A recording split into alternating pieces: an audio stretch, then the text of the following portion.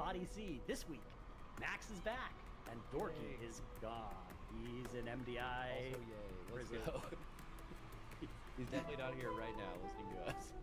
So yeah, we'll see if we can trigger him to tap out of his key and unmute here, but we're gonna do the episode largely without him this week, which is okay because we never needed him anyways. And yeah, exactly. So this week we have a couple of pieces of news that you've missed. You've just been like full AFK for a couple weeks. How was vacation? It's kind of rare to take a full vacation as a creator. It's also the first.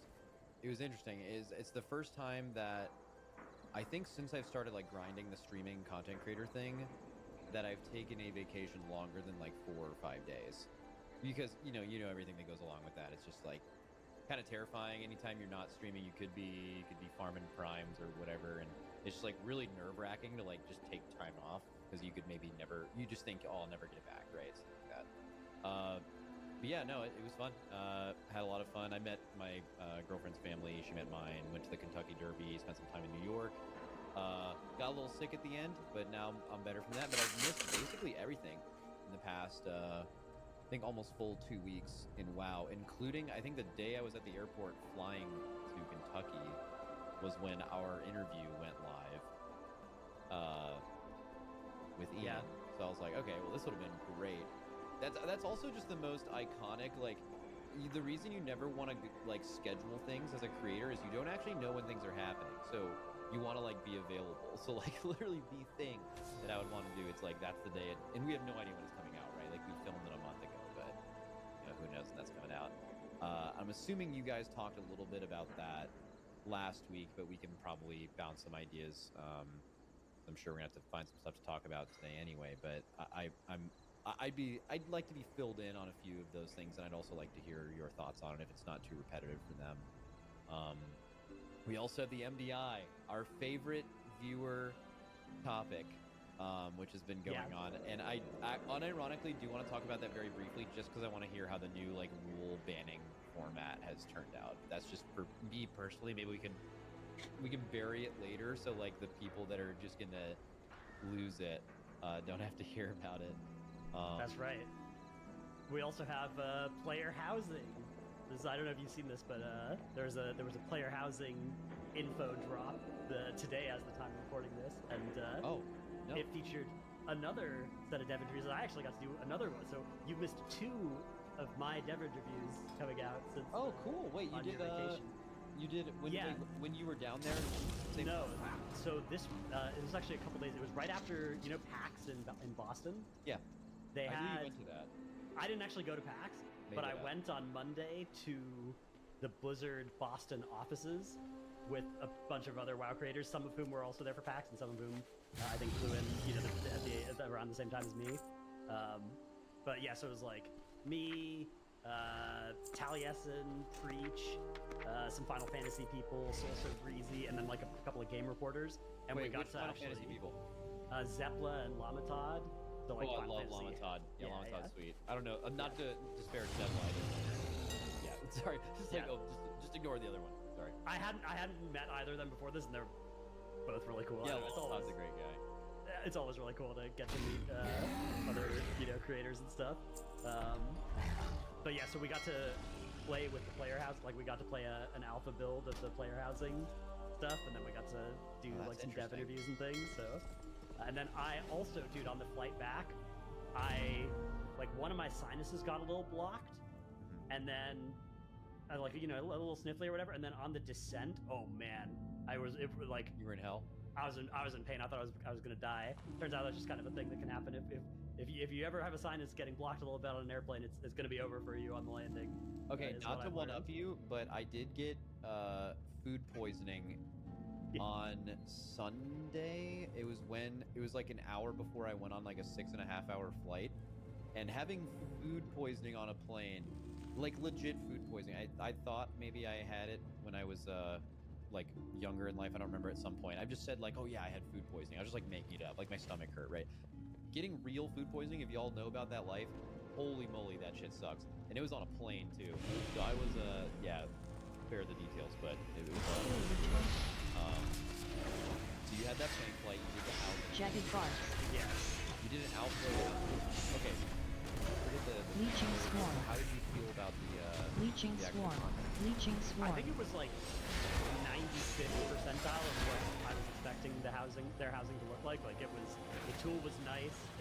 It was like Jagged inconspicuous barks. enough. It was like an outflow, but the stuff that was there was the action. really good. It was really easy to play with, and it did all the things I wanted to, and it like the kind of goal they're going with is not having annoying restrictions on what you can do. So if you have an idea of something you want to do with it, like you can do that, which is really nice compared to there are some games that are a lot more like annoying or a harder to use tool, and it did really well on that metric. So I don't know. I mean, I've been optimistic since the blue post, because the blue post have a lot of the philosophy. The blue posts have been really good. Been really encouraging. Yeah. So I would say they've lived up to the philosophy so far. I'm surprised. It's coming out in midnight, so it's coming out next expansion. Yeah, like pretty soon-ish. Pretty soon-ish. Yeah, right? We don't know when that's going to be, but I think word on the street, conventional wisdom is, it feels like they probably wouldn't want to do another Fated season after how the last one was sort of poorly received, and it also is either hard confirmed or soft confirmed, or maybe not even confirmed, but everybody thinks that this next raid is going to be the last one of the expansion. Like, we're not going back to the war. Those whips will summon the raid. Rubian. I mean, I think there's not to do a huge tangent, but I think it's overwhelmingly assumed that is the case. Yeah. There's so many. It would be crazy for them to do that. Yeah, so we might be in midnight, this calendar year potentially, right? We don't know, but that means housing is going to be kind of soon, and it's definitely one of those things where like there are years and years. There are clearly a lot of ideas that would make it even cooler, and they're definitely not going to have time to do all of them before it comes out. But if they just extrapolate forward the version that they have to when it comes out, it's going to be huge, and it's going to be huge even if you're somebody who doesn't care about housing at all. It's going to be one of those things where like it can revitalize the game and get a bunch of people who aren't currently into WoW, which is a good thing for everybody. I've been on the player housing is what they should spend dev time on train for ages, and I feel pretty vindicated by how like sick the version that I got to play with was. Yeah, I'm surprised they even did it. Like, okay, so you know how like the test, like they showed it early. I feel like player housing is something you have to get so right, and the first impression has to be so good. And if it was not good, how memeable it would be that, like, WoW finally does this thing they should have done forever ago. That I think it shows a lot of confidence that they were willing to show it this early. You said we could be in midnight this calendar year. I think that's like, I mean, maybe we do too. I think that's like unlikely, but like that's like the yeah, that's like the. I suspect like early next year is probably the like spring, average launch time from here, something like that. But well, it's not the average. Like the average launch time for a new expansion would be like next end of summer or fall, and I think it's definitely for that. Yeah, I guess like if I was betting on it, that would be where I draw the line, right? The like over/under line would be like April 2026 or something. Yeah, March. Yeah.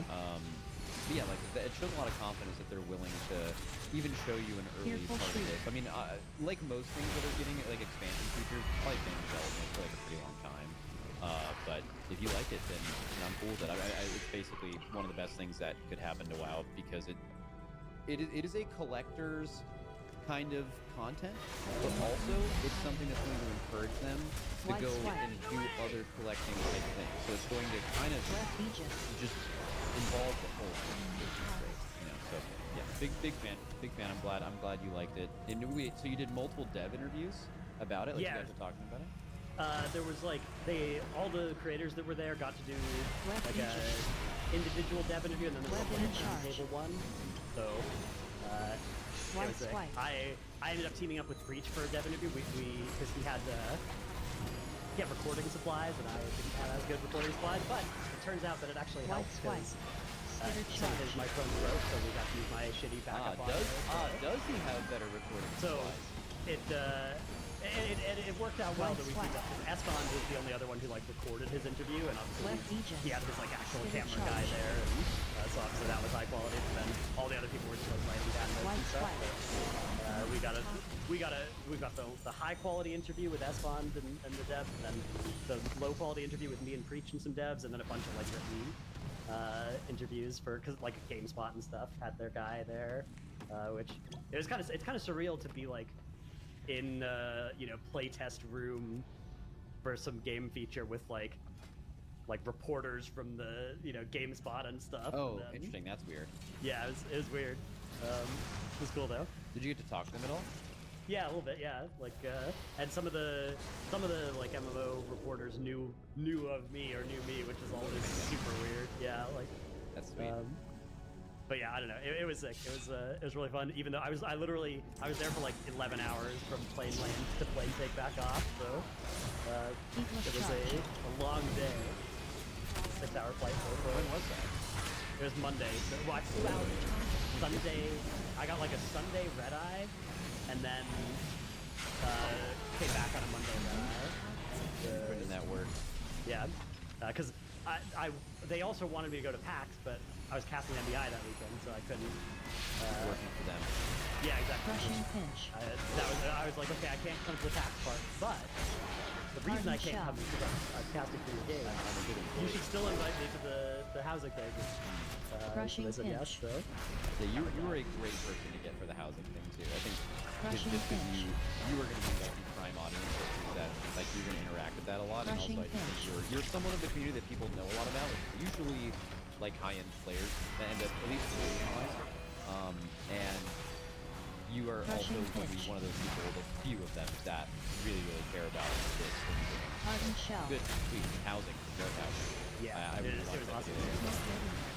Okay, so then we Crushing also have pinch. our interview though, which was with Ian, which I think had a lot of stuff that will be more relevant to more of our audience. Because I imagine that of our audience, there's going to be some people who are like, yeah, housing isn't for me or whatever. Like, it's a casual I mean, me. system, which I think it's great for the game, but like I don't care. right, which is totally, I think, totally fine. And, there will be a lot of people in the high-end community that it's just not for. But something that everybody in the high-end community does care about is add-ons and stuff, because that's like the core of how we're interacting with WoW. And basically, Before we go there, though, Dorky, what are your thoughts about housing? Ooh, seems to be a little sheepish today. Okay, moving on. On to the interview. okay, on to the interview. Yeah, add-ons. So there's kind of two parts of the interview, right? It was like the one button thing, and then add-on philosophy in general. Well, how did it turn out? So I They remember, basically launched I like remember, 40 minutes of it. It was so pretty the awesome. whole, they just like cut the whole interview. Beaches. and launched the whole thing. Yeah, so we Go I think Matt. we recorded maybe an hour's worth of stuff, and they cut it down to 40 minutes White or something. Yeah, So. yeah, guys. If you did not, we were talking all morning. Shadows of We strife. woke up, had breakfast at the hotel. We Gunbreaker. were like getting shown around Blizzard, and we were like, "What is this going to be? Is this like, do they want to do a potty C? Do they want to do like a Gunbreaker. little interview thing? It's called a WoWcast. Most WoWcasts are like heavily scripted, like get across the information kind of thing. And then we talked to Ian, and he was like, "Yeah, let's just like talk about Shadows of add-ons." strife. Like, okay, cool. We can guys. We've been yapping our whole lives. Like this is Gunbreaker. we were born for this. But I wasn't sure like how they were Gunbreaker. going to deliver it. If they were going to edit it to Go be Matt. like more information-y. But they actually did let Ian just cook on there for like 40 minutes about add-ons and stuff. Yeah, I mean, I want to hear your takes on it, but I think a lot of the response was pretty, at least in the community then, it's probably died off a little bit by now, like by the time I got back, but, you know, most times things are announced for the people who are never going to interact with it all just like hate it for some reason, like just large group of people that just absolutely hate LFR and think it shouldn't be in the game, and it doesn't hurt them in any way, but they're just like, no, it's so bad. I'll tell you why it's bad. I've never heard a credible reason why it's actually bad for the game, by the way, but like that's Business charge. there's just, I feel like so many people that are never going to interact with basically anyone who's using these things are just like, this is so bad for the game, and it just doesn't matter to them. And then I bet they don't even think about it now any day, but like it was just the thing that day to get enraged about. Yeah, I think there's a couple of different like thought processes that led to people with that negative reaction. One of it's just like, okay, this is not what the game is about, and like if you can't do the core part of the game or don't want to do the core part of the game, why are they spending time making the game for you? Which I think is pretty short-sighted, like not to mention accessibility concerns, but just like if somebody doesn't want to, Well, which what I think is the game? accessibility- What is the game? For them, what they're saying is like gameplay. Like playing your character, that is the game. But actually, to so many people, that is the smallest part of the game. Like, WoW PvE gameplay doesn't drive them to log on during the day like it does PvE. But they play a lot more WoW than a lot of us. They just, and that, if they can just have that, okay, so which part are we talking about? Are we talking about the one button thing or the keyless thing? Because I feel like they're very different. Yeah, I think there's negative reaction to both that's along similar lines, but I think the one that gets people more mad is the one button side of it. Okay, so can you try to craft an argument for me that makes sense about why? Because I actually have some concerns about the one button thing, depending on how it plays out. But the part where they're building something into your game and you don't need to download an add-on, which by the way is widely downloaded, it's like really, really popular, that just simply shows you what you are supposed to press in a game with probably more buttons you could actively be pressing at any given time. And I don't know if you guys I experienced this a couple years ago with an ex-girlfriend trying to teach me how to play the game. And watching someone play WoW at max level for the first time, it is like so overwhelming. There are so many things going on. Forget talent builds or anything like that. Just like getting your default rotation down. You guys have been playing WoW forever. You can play a new spec, haven't played it before. You're like gonna lock in and figure that out really quick. You get it. You get a priority system. You get what blocks are. You get all that stuff, right? But new players don't get that.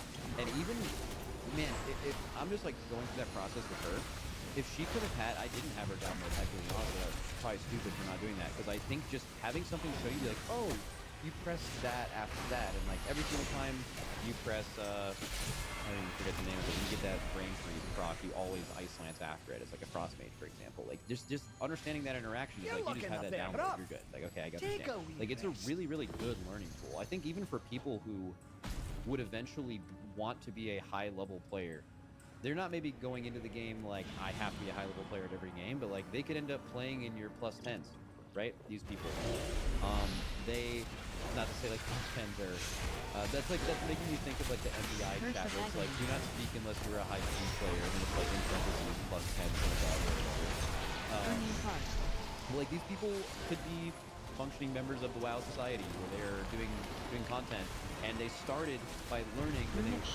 tool that just taught them how their class worked and could, in its best case, expedite the learning process of like figuring out how WoW works, basically. Yeah. Right? Like how many pro cyclists do you think started with training wheels on their bike? Probably a lot of them, right? Like it's nice that those are available. That's it doesn't mean that you have to use them forever. And I would argue if you are if you are trying to learn and get good at WoW, getting off of the training wheels as soon as possible is good. Like that's there are limitations on what you can achieve, but like that's only for the people that care about that. I'll give you a and even for those people that can maybe help for a while, and then for everybody else, for people who don't care about it at all, right? Like if you want to play WoW with a friend, and your friend wants to play WoW with you but doesn't want to, bother understanding the intricacies of when you're supposed to, disintegrate and when you're supposed to living flame or whatever, then this is a fantastic tool to help them. Either the one button or the one that lights it up, right? Whichever of those they choose is going to make their experience better. So I think it's good on that end. There are definitely some concerns that I think do have merit about it. Okay. One is, I think that Dorky expressed this concern a little bit last week, which is if Blizzard are using this to then not have to address complexity concerns with specs that have them, that would be bad.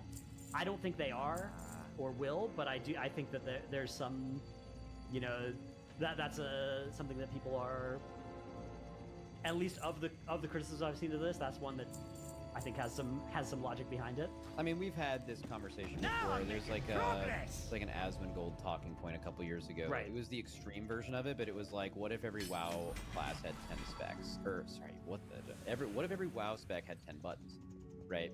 And I mean, it did cause some interesting conversation, but I mean, it's really this simple. Like when you are dumbing down the overall WoW class, you are servicing the new player for sure. Like it is going to make a newer player be able to grasp WoW easier, definitely. And you being able to play some alts for sure, that is going to help. And then by keeping rotations complex where you feel like the level to master them is more challenging and also more rewarding, and the replayability is really good when there's a lot going on in your spec. And I don't mean like bullshit a lot going on, like Vivify or Renewing Mist having like 30 interactions due to talents. That's not what I'm talking about, by the way. I just mean like the rotational complexity of like how classes play. That is servicing the long-time WoW player, the returning WoW player, the at least the gameplay-focused player.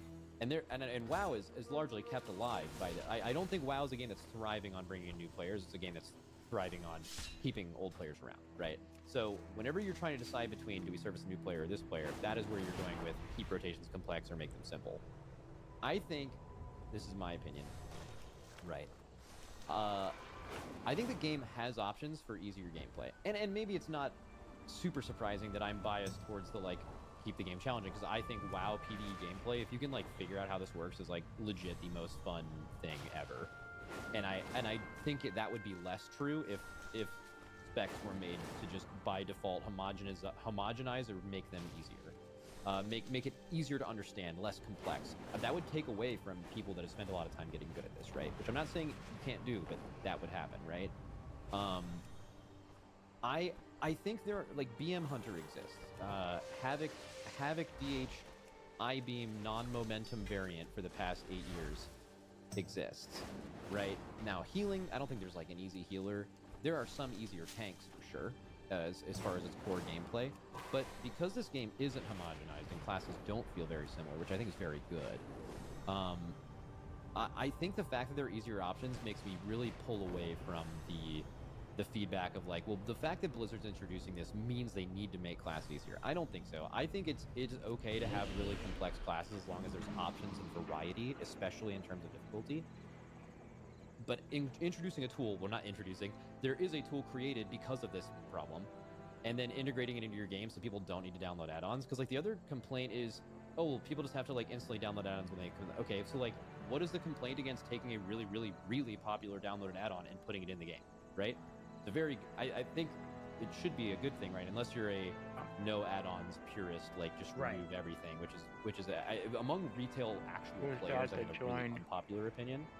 I don't know. What do you think about? I need an add-on. Yeah, I think you're definitely right the about name of the person that joins, so I don't have to keep the looking. essence there. I will say, like, of the 39 specs in the game, could they maybe shift like I hate it. 5 more of them from being high complexity to I feel like the medium voice is more complexity inclusive. and have it be fine, or like from medium to low? Maybe. I think right? there is Like, a bot like though right that now, does like, it. British we really voice, only you have know? like what Rat BM as the kind of emblematic super easy specs. Yeah. Or a robot so voice. I think there could be a little bit more. Like they could intentionally shift. Alright, we're going back Holy to Priest is theater. already kind of halfway there, but like really shift it even more Sure. towards being like, okay, this is the most accessible healer, right? Bear Druid, something like that. I don't know, and then like a maybe. couple more DPS specs. Would that be good? Yeah, I think so. But I agree with you in general that the specs having the complexity that they do is something that enhances and doesn't detract from my experience. So I would be sad to see that go. And I Did you think that do would be your true Clef for a lot of, 13? like high-end WoW players. But you don't need Clef, do you? Okay, one other concern that I think does have some merit is if they make the one button thing Oh, that's why you too have it good. 12. So if the penalty from the GCD and the combination of the GCD and however much worse it is than a good APL, Let's go. right? Like I how mean, many 12. just screw-ups it has in the Sorry. rotation. If I that was is doing this as a too 13 close, earlier, like imagine it's a 20%. and we got to the DPS Lich loss. boss, How and many the healer times would it never be came correct to inside. have somebody Oh, taking no. 20% DPS loss. So I got I've to done heal that it to in addition to move their cognitive tanking. load It's down pretty to fun. just pressing offensive CDs and defensive CDs, right? And like otherwise just moving their character. Like even in the mythic raid level, Still killed it. would there be a lot of guilds that would benefit from having their hunter that was doing the lines? Wait, on how did the my, guild, cutting edge having something guilds. like that? There Right. are cutting edge guilds that Well, if you were European. to How did pull my them in secret and be like, Rank means everything to the there's a Maldraxi. list of all the Or a raiders. reset. Like Prove put a that check none next to their can name match as you if they in just the had to press arena. one button with a 20%. It doesn't matter that you time it; it just matters that you nerf, finish and, it. Then they perform. There would be some check Got marks it. on there. So I guess the I know concern that. is there pressure, like Yeah, will there be raid leaders that tell people who are not going to have more fun, who don't want to do this, hey, stop dying, use this one button rotation? Is there a reset? You know, is that something it's that good is in coming. danger of happening? And I think that the answer to that is like it does depend there's on how they logic. tune this. There's logic Yeah. for that to happen. Because I mean, Yeah. you can just basically ask yourself this question: whether that's going to happen. Are there players that are Like really bad. By this way, some people are going to like get offended by that anytime you mention that. There are people who are really bad at this game and also don't want to be good, and that's fine. By the way, I'm not saying that it shouldn't happen, but like, are there people that are like so bad at the game that get, you know, literally 0 percentile, 10 percentile, whatever? We did a potty T, like, I don't know when it released, but we recorded it a couple weeks ago before I left about how there was some person in a raid that was like bossing people around, but when they looked at their logs, they were actually just running around and pressing unbuffed ice lance the whole time, and that's the only button they pressed, right? Wasn't that a thing? So like, there are people like that that are in heroic guilds, whatever. Those people exist, right?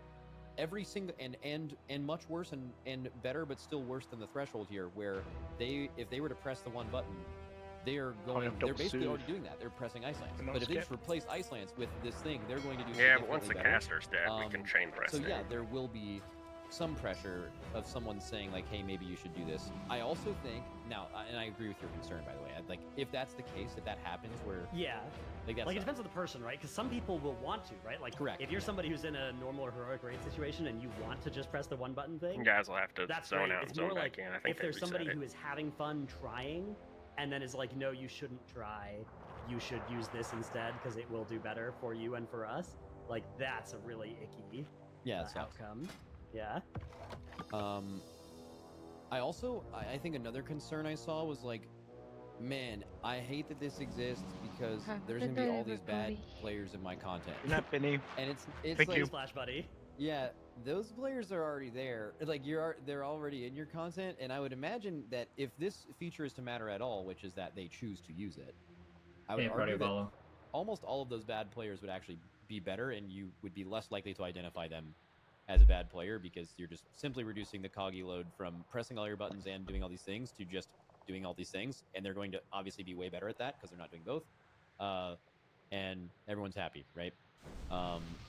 That's the one that I'm least interested in, where I think is great, is the one button thing. I think it's fine. I think if you want to be the most charitable position of it, just say it's an accessibility feature for someone maybe with disabilities to play this game, and in that it's kind of indefensibly good. To the extent that it's doing that, it's pure upside. That is just fantastic. But obviously it's available to everyone, so who knows exactly how it'll go down. But I think the Heckley thing is really good, but also I don't think either of us went down to that interview. If we were really excited about this interview, by the way. First of all, it's just really cool to be at Blizzard. It was a cool experience, but 5, 4, we were 3, like, how are we going to get through how are we going to get through the first 20% of this interview where we have to talk about this Heckley thing? Because we think it's cool for the game, but that's not what made us excited about this. Yeah. It was about talking to Ian for 30 minutes like we did at the back half of this, and about the future of add-ons in the game. What is actually going to happen with this? And none of it was being released in 11.1.7, even has any release date at all. It was more like, what are they willing to do, what are they trying to do, what's the goal? And and we basically got what confirmed, right?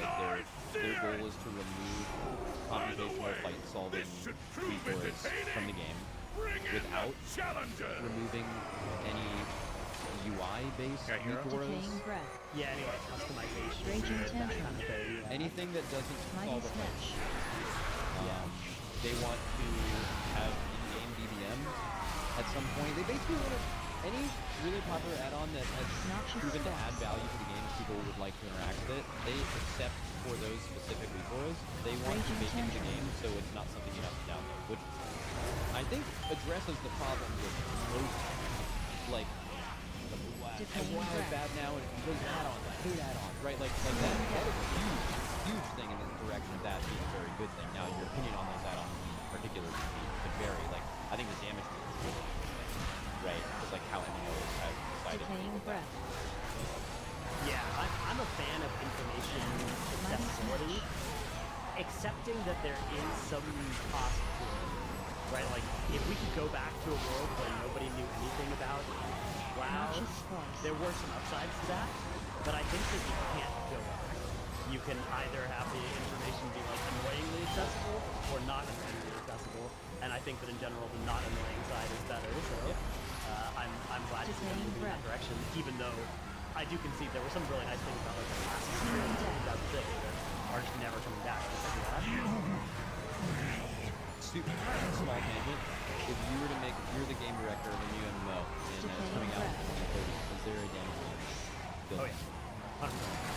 Okay, so you value Mighty the Smash. information availability more than the social anxiety and pressure that comes along with people's Noxious Force. performance being out.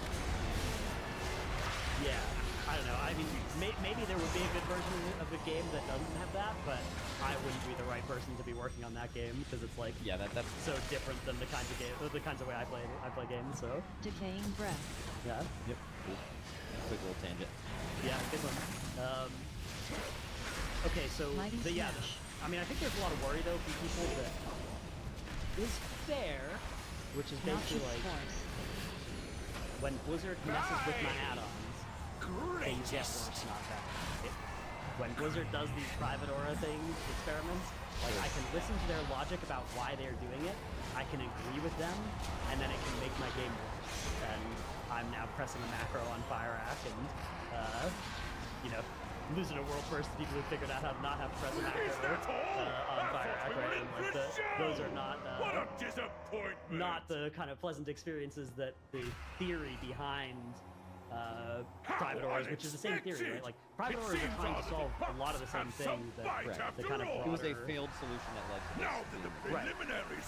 And again, we haven't heard their exact final implementation of what they are going to do, but it sounds like their goal is to make it so that add-ons and weak auras being a subset of add-ons, like can't read the combat log anymore in combat, right? Like they can't do anything off of that kind of stuff. Yeah, exactly. Because why would they need to? And you're like, oh, because we need details for this, and because we need this. Okay, well, wait. If all that's in the game, you actually don't need that work, right? You don't. Interrupting roar. Which also is interesting. Like, you still log. Whirling Blade. Yeah, do you remember? Do you remember when there was briefly that time where people realized, like, oh man, the log writes fast enough that we can actually use this to get around private auras? Yeah, that was. Interrupting Oh, roar. also, so my one kind of answer or thought along those lines is when they announced private auras, I had a meeting that day with very, very smart add-on and legal people that were like, here's exactly how we're going to get around this. Like, even if they make zero other changes, you can press macro, you can do this, you can do that, and you can do that, you can do this, you can do that. Right? There's really, really smart people in the legal and add-on community, and while we're under NDA for that entire visit, obviously not the fact that we did the interview, but we all do that. That was mentioned to them on the interview that I feel Interrupting roar. like, I heavily advise them before ever releasing this, before even testing on the PPR, hire these people as consultants and just make them break whatever you are coming out with to fix this over and over again until they can't do it before you even bother releasing it, because it would be, if they didn't do that, it would just be endless. Exactly what you just said. You're pressing a macro on a boss or figuring out a way not to do it, right? Like, and that's going to Bloodthirsty happen charge. forever. Because people, realistically, like, I can tell you that we, as a guild, would love to do this stuff with no weak or solving any of this shit, because we love playing the game, right? But we also love winning, and we don't like doing things worse than other people, which is why you have to use whatever's available to you. And the thought of like trying to do things Bloodthirsty natty, charge. while knowing that especially your competition is gonna like do anything possible to not do it because you're used to doing it now. It's how you solve problems. It's how you have for years. Oh, how do we solve this? Well, here's how we could write a sweet weaker to solve this. So like you're gonna try to do that as best you can for your normal workflow. So I hope they do it right. I think it's gonna Yeah. like when you just top of your head, when do you think this is even available but functional? Like, I'm thinking Like 13.2 or something. yeah, it's like 2 expansions. Yeah, it's a long process. Maybe not. Yeah. But probably. Maybe. I mean, it depends on how much they prioritize it. I think that it will be really good if they are humble about not launching it until it's ready to be launched, and like making sure That was the impression he gave, right? Yeah, he did. I agree. I just, you know, I will continue to have skepticism about it until I see it work, because like the size of the undertaking is so massive. Demoralizing shout. But you know, the fact that they care about that, and they don't like the macro solutions to anything any more than we do. So as long as they do do avoid us doing that kind of thing in the future. And a lot of this mechanic design as well. We talked about this as well. I think that a lot of this did make it into the review of like, if they are going to go to us not having recourse solutions to mechanics, they actually have to design mechanics like using a different tool set. Like just how we have been conditioned to solve mechanics by thinking about like, okay, how do we solve this with a systematic recourse solution, right? How do we remove these elements of these failure points in our strategy, right? Like they also need to approach and counter design wear your skull as a from a trophy. different lens, Stack up. from a different perspective. Now that they have to not like now that that is not going to get solved by Yeah, the problem they encounter is Or how this do we make one doesn't mechanics do that. really, really hard for. I think if the first one does it, this right? guy doesn't do it. And a lot of the times in the past, it's like it's crazy design. That's Then this would here. Now, if they were to do that without a weak aura, there's been not many, but a few mechanics where it's like it would have been absolutely crazy. Like kind of like I think 3-second siege on Kindle are a good example of like about how hard a mechanic can be while possible, but like not enough to get nerfed. I mean, it did eventually get nerfed, not happening in the last phase, but it was doable. And it would change like there are some things that would probably approach the difficulty of that were pretty trivialized because No, you could assign them, please. but like if you had to like manually organize root twister, so Venn diagram, get Natty assigned Jailer bombs in Q1, like the amount of like strategy mods like doubling it, especially pretty early. So even like Mugsy cases, Mugsy cases, the fact that the assign does a good job of doing backups and everything for you automatically. Man, like, would you just go in there with a strategy that just had like a 20% failure rate because you might, because the way you'd fail on Mugsy is two people that are supposed to go to the same spot both get a cage, and like that's catastrophic, right? My initial thought for that is that it wouldn't be that hard. But I think a solution to that is you make it only ever pick DPS, and you make it only require skill with it to go all the time, and then sorting doesn't matter. And if you do that, RNG people have cooldown or not. Yeah, so if they change the mechanic, But I mean, if they know that these assignment things, they didn't make it a private or on purpose. So like, they know these things are going to be solved by that. They would hopefully, right? And like I said, if I'm going to be completely honest, I'm pretty sure the first tier they try to do this, there's probably going to be some rocky shit. Like, there's probably going to be a mechanic that's fucking impossible, or they do a galley, where like they oversimplify everything because they're afraid of a few mechanics being too hard because of the loss of this. Like, you could argue Galley was too easy because they thought the no journal, hey, figure out what this loss was just simply harder than it was, right? Maybe they are going to anticipate that those mechanics and how we force are going to be more challenging and be more easy. Either way, it's going to be a weird. Massive please. yeah. I would actually not mind too much if they miss in the direction of it being a little too easy.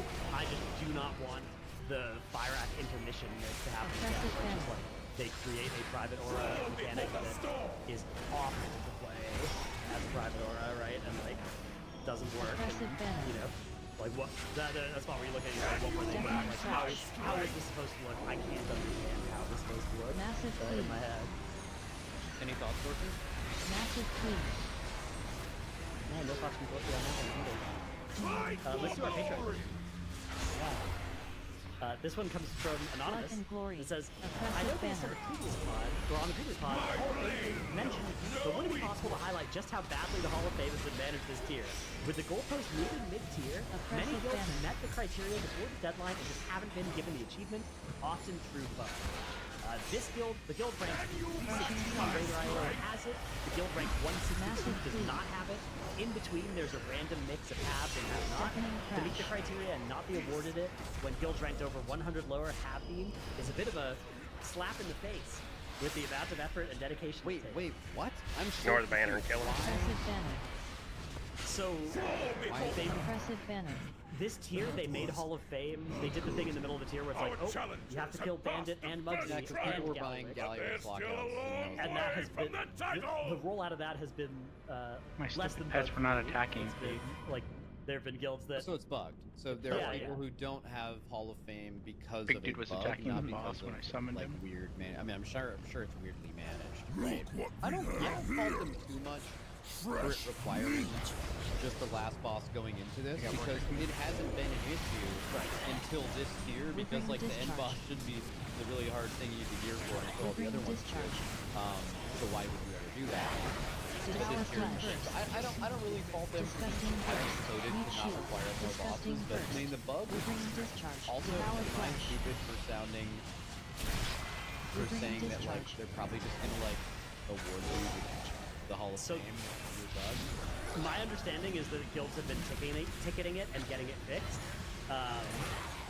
And also there have been guilds that shouldn't have gotten it that have ticketed it and gotten it as well. So. Okay, yeah, but I don't care about that. And if you're another guild who has Hall of Fame, I wouldn't care about it either, man. That's W cheated the system. Somehow you got Hall of Fame for free. W. Yeah, I mean, if anything, taking credit for something that you didn't actually accomplish is very on theme for Galliwick, so I respect it perfectly for it. But yeah, that's my advice. If you are a guild that has done this, or that should have Hall of Fame but doesn't, ticket it. And I've heard reports that they are fixing it. I think if I was Blizzard, I would just spend like the time needed to actually manually go through on your own logs and on Raider.io all of the top 400 skills or whatever, and just verify that at least every guild that should have it does. I don't care too much about removing people that don't deserve it or anything like that, but whatever. I also don't care too much about that. And then I think the big thing for Blizzard is like the trade-off here. They had this trade-off mid-season of, do we let a couple people buy Gallywicks and get Hall of Fame undeservingly, or do we go in and fix this? And I think they shouldn't have gone in and fixed it if it was going to cause this much trouble. Now, obviously, maybe they didn't know it was going to cause this much trouble. I'm sure that they didn't expect it to be quite as much of a pain as it has been, but in future, it's probably one of those cases like, okay, if there's something like this again, probably just leave it for the season and fix it for the season so that you can have it, tested or whatever, so it works. Disgusting burst. Are you still playing WoW this season? Yeah, dude. I've been playing a lot of WoW. I've been, on a bunch of my characters trying to get all the 12 so I can buy my M+ dinar stuff. I don't know if I will continue to. So then, the thing is, like, the way they've set it up this season, there's just like stuff to log in and do. Like next week, Earth Divisions come out. Then a couple weeks later, the overcharged delves come out. We got to get our new Cersei templates on everybody, right? The Titan Fist belt thing. Yeah, they definitely heavily invested into the back half of it, for sure. Yeah, which is good for the people who do it. It's strange that I don't know if it has this but I don't know if it has made more people end of season players. But it is clearly servicing the people that were already. I will say, I think I'd be pretty pissed off if zoning into a key felt like it did in some of the far away. Because like the amount of zoning into a key that I'm doing this season is pretty high. Just gonna take the other two into the boss and lost it. Oh, you mean like the dungeons are good and, like, and Mythic Plus an enjoyable experience?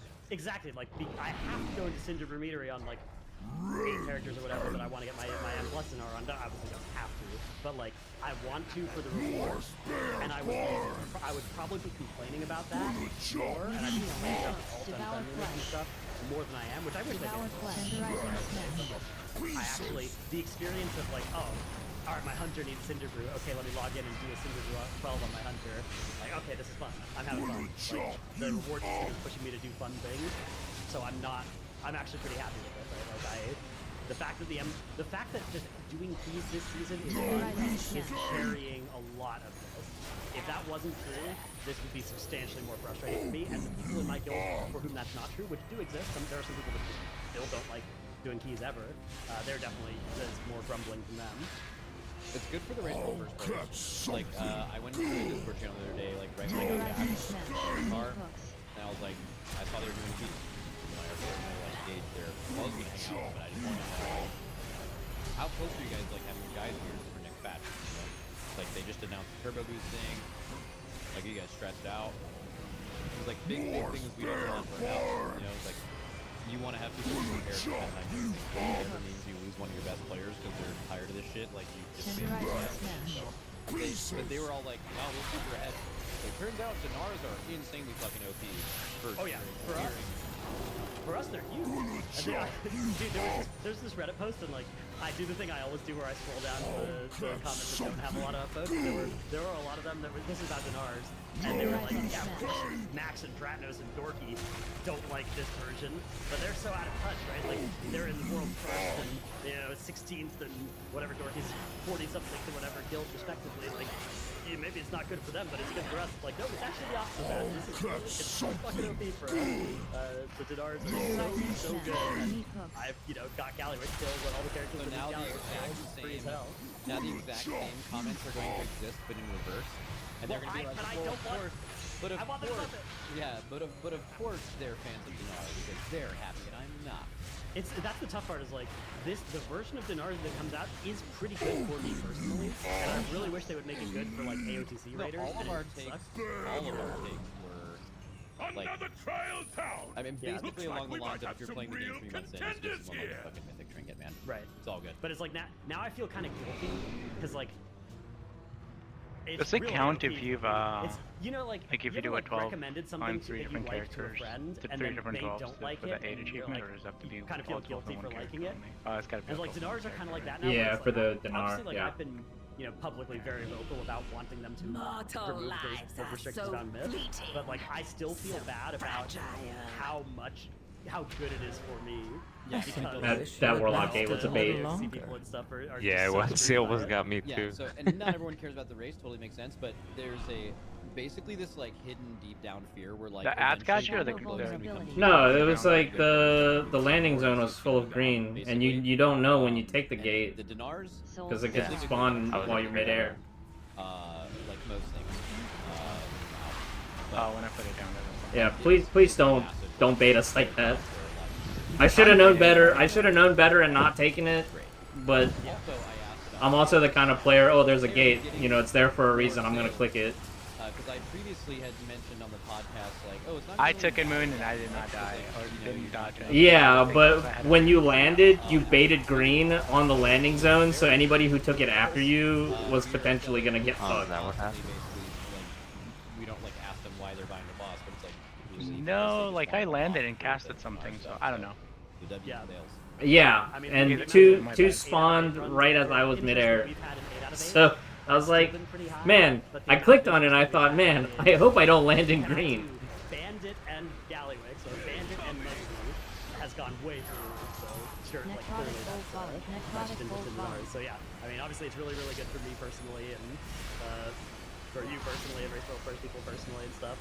But I really hope that if they do this in future seasons, they will make it more generous for. I really think Heroic Raiders in particular, like, man, it sucks that Heroic Raiders are getting the exact same set of options as like people who don't do any content whatsoever. I'm glad it's good for people who don't do any content whatsoever. I think it's a nice spot for them, but like I wish Heroic Raiders got a better deal out of this thing. One of the comments that really struck me that I saw that really resonated with me was like, people always talk about how in full fun seasons it was allowed for them to do, to give us more power, but now that it's real season they can't. And they're like, well, it's a game, shouldn't it always be a full fun season, right? I was like, yeah, hang on. That actually makes a lot of sense, right? Like, if there's feature obviously, it's a little bit facetious, right? It's like when we say full fun season, we mean like a season that doesn't have the same, progression structure. It has mistakes. Yeah, but rewards and stuff. Yeah. They are right though in that in every season there's a season within a season.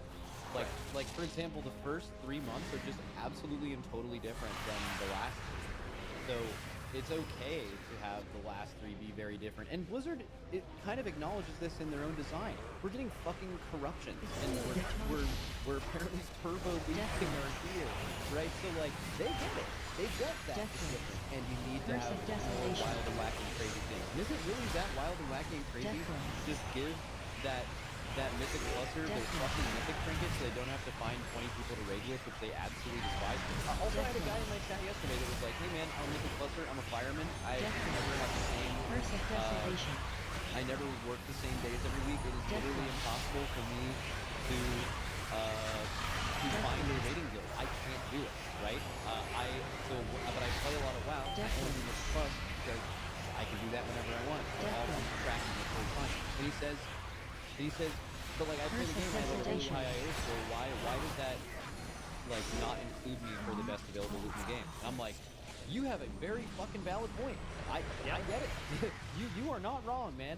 Those are the people that I think that are the most vocally mad about this floated for a second. Totally valid. So just to get them there, give them a free stream, same thing. I'm glad they changed on the Mythic Plus tier too. Yeah, that's at least nice. It's one of those weird spots where it's like some specs are really happy or fine with it now. And if you're an M plus or you're somebody who wants pacemaker and signet or something, like cool, you're actually going now. But then there's some specs where it's like, oh, you're still a lot worse for me than yours. Yeah, I don't know. It's tough. I think it would be a very pro first responder decision if they were to force the. I think they would be staking out a pro fireman and stuff, you know, position. If they would be a good one. I'm just saying, good call there. Dorky, any thoughts? On fire, any kind of natural disaster? Dorky is firmly anti-first responder. Why are my pets keeping me in combat? My practice is a disaster. That's what. That's so dumb. Oh shit! You need a fireman, dude. Maybe I could call this guy. I'm drinking really quickly. What's happening, Dorky? What's happening in there? I'll be right there. We're kind of blowing up. Oh no! Live blow up on the Potty Sea. And wait, do they play this weekend? Souls are mine. Yeah, we'll play it Saturday. Dude, chat, tune in this weekend to see Dorky see blow up live on camera. Nah, we'll get combo. Alright, man. Okay. That's just so that like their Mythic Plus screen is just like constantly stay blowing up, and that's where they drive. Necrotic eruption. Yeah, Saturday, and then hopefully Sunday. Instituted the Dorky's team on MDI. Okay, about MDI. Yeah. So now this is the point in the feel free to turn off where you are leaving. We're going to talk about the MDI very briefly. For you guys who have not followed along, there's like first of all, the TGP is the MDI now. I call it TGP because that's just like what it is to me. But they've been doing that now for a few weekends. Necrotic eruption. Really soon, and then there's the global, but they are doing this like banning class. That vortex scared me. Yeah, that's my bad. I have been gone for all of the MDI so far. I have not been in town. Okay, the counter vortex fixed it. Well of darkness. I think it's been a good experiment to run. Necrotic eruption. I think that they should tweak it for future seasons. Like, I think that there are some problems with this specific implementation of a spec variety rule. One problem that it does is that you go into the Fridays and Saturdays, and there are teams that are like on the bubble of being able to make it to Sunday, and they can just play their mains on Friday or Saturday, dramatically increase the chances of making it Sunday, but then they are screwed on Sunday because they show up and they have to play their ults on Sunday. Like you basically shouldn't even put on the broadcast. They're like right, and then the level 4. They're going to be getting farmed by the better teams that are also on the better comps. So that is something we haven't seen the absolute worst of that, but we saw it like in the Group A, for instance. Sunday was the 2 best teams on mains, and then 2 other teams on alts, and like that was. I mean, that's crap. That's it was a little ugly. Yeah, I mean that like the intended outcome is to make it more interesting. Necrotic eruption. But I mean, I don't even think.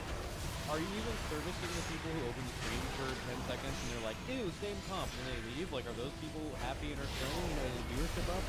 Well, I don't know anything about the viewership. I don't track that too closely. I just hear what people say, and I haven't heard anything about it this season.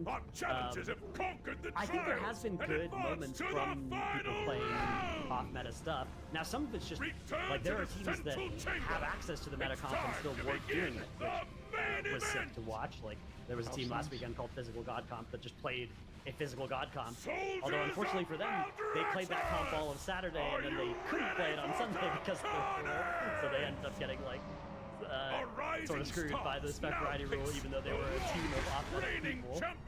They had to play a worse comp on Sunday. So if you're the team of off-meta people finally making the TGP, man, you picked the worst season of TGP to start doing this. Yeah, it was a little unfortunate. But then there's been some dungeons where it's like just the spec balance is close enough that even when people have access to everything, they're playing Destro Lock and Meadery. There's actually a huge amount of variety in Priory where people are playing Ellie Shannon, Fire Mage, all in that dungeon at high level keys. So like, but that's the sort of thing that can happen any season if the balance is close and good. Dark Devastation. Which is always important. That the kind of main benefit we're getting is like the first half of the day one. We've got a lot of people are playing their off-meta comps. Those are pretty fun to watch. I mean, it's fun to watch. Like, oh, Wunderbar, which the teams that basically have better players have come in and they're playing the the bear druid or whatever in these keys, and like that's fun. It's fun to see stuff that's not always the meta comp. But I think I would basically if I was doing it, I would come back in next season. I'd be like, okay, we want a spec variety rule, but we probably don't want this exact one. Yeah, it was fine. And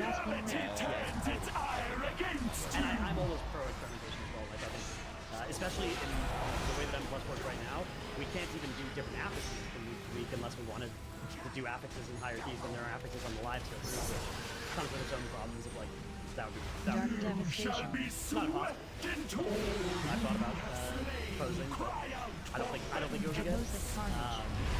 Which means that like week to week, you're trying to do a 4-week thing like the MDI is, and you want to have weekends be different from each other, which is weird. And you can't do like different affixes. You have very few tools now to make one get back to another with only 8 tools. I think doing something like spec variety is a really good way to attack like two big problems at once. Echo of battle. But I would probably to patch some of the Sunday problems. Okay. This weekend, as opposed to some of the other ones, there are like I think more than 2 teams that look really strong for qualifying. There's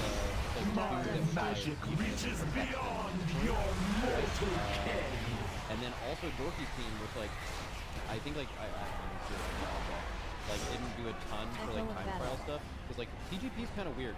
Like you don't really care about being really highly seeded because like there's no like first bracket so like you just like kind of end up in the cup you end up in. And I guess the worst case scenario is you just end up in a cup with more than 2 good teams because of that, and it's hard to qualify. My question to you guys, Surely Dorky's team does. Well But done. it's tough, yeah. I mean, Dorcas, they kind of have drawn a tough group. I think both Group B and Group C are going to be really tough for his team to qualify out of. Not to his inevitable defeat, but I think Group A, they would have maybe had the best chance. Dude, this is extremely rigged. Sis, do you want this for a movement speed set? I was gonna be free as hell and stomp the hell out of these idiots. But then Speed. we got put into Cup C, and we're basically playing in I'll take that. global finals Oh, already. We're going I'll use my own. against mandatory and perplex.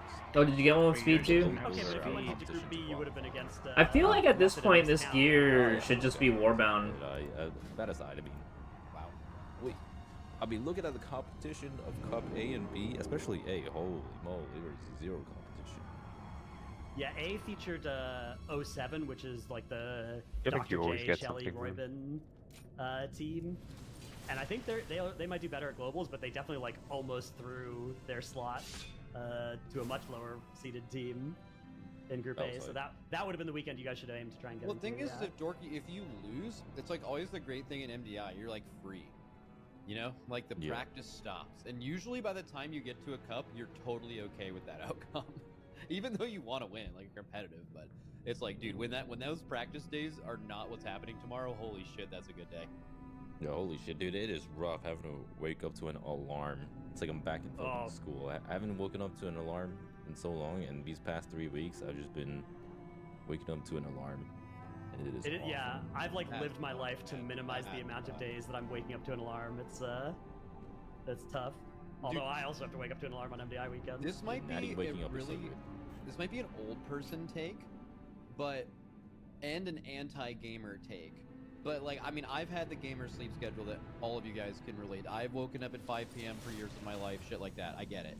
But, yo, when you don't use an alarm clock and you natty wake up to, like, the sun coming in your room, that goes crazy, dude. That is, like, the best wake up possible.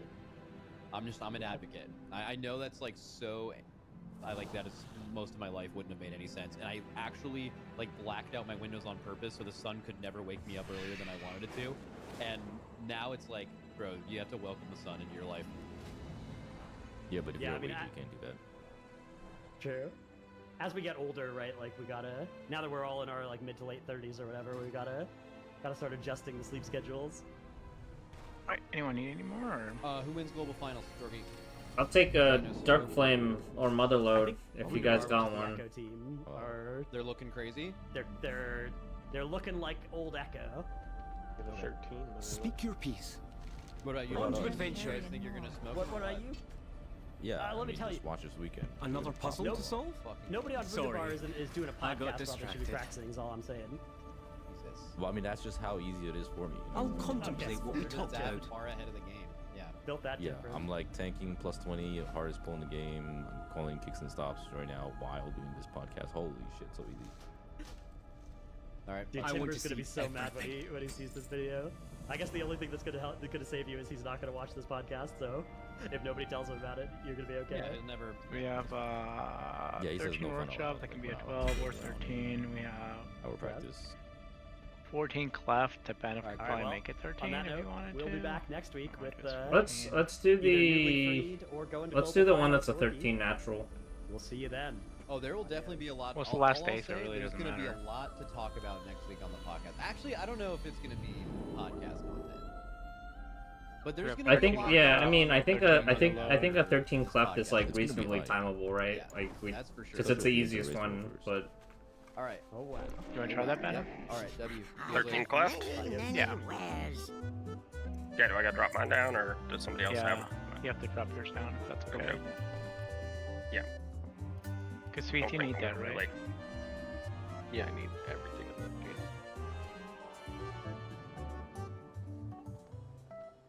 I'll eventually get it on a character. Good fortune to our friends.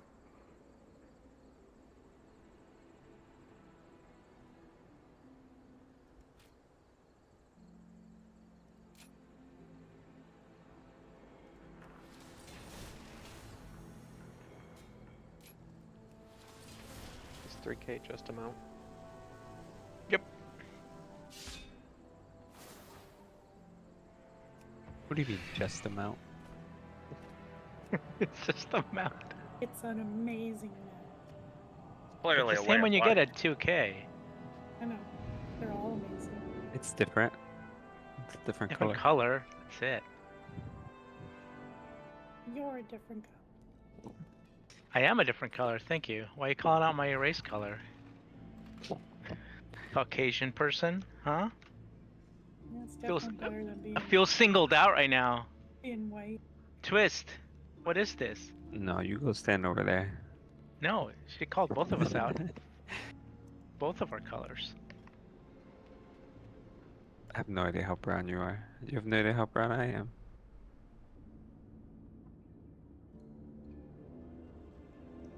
My brother's really dark though. A lot of Ecuadorians are dark.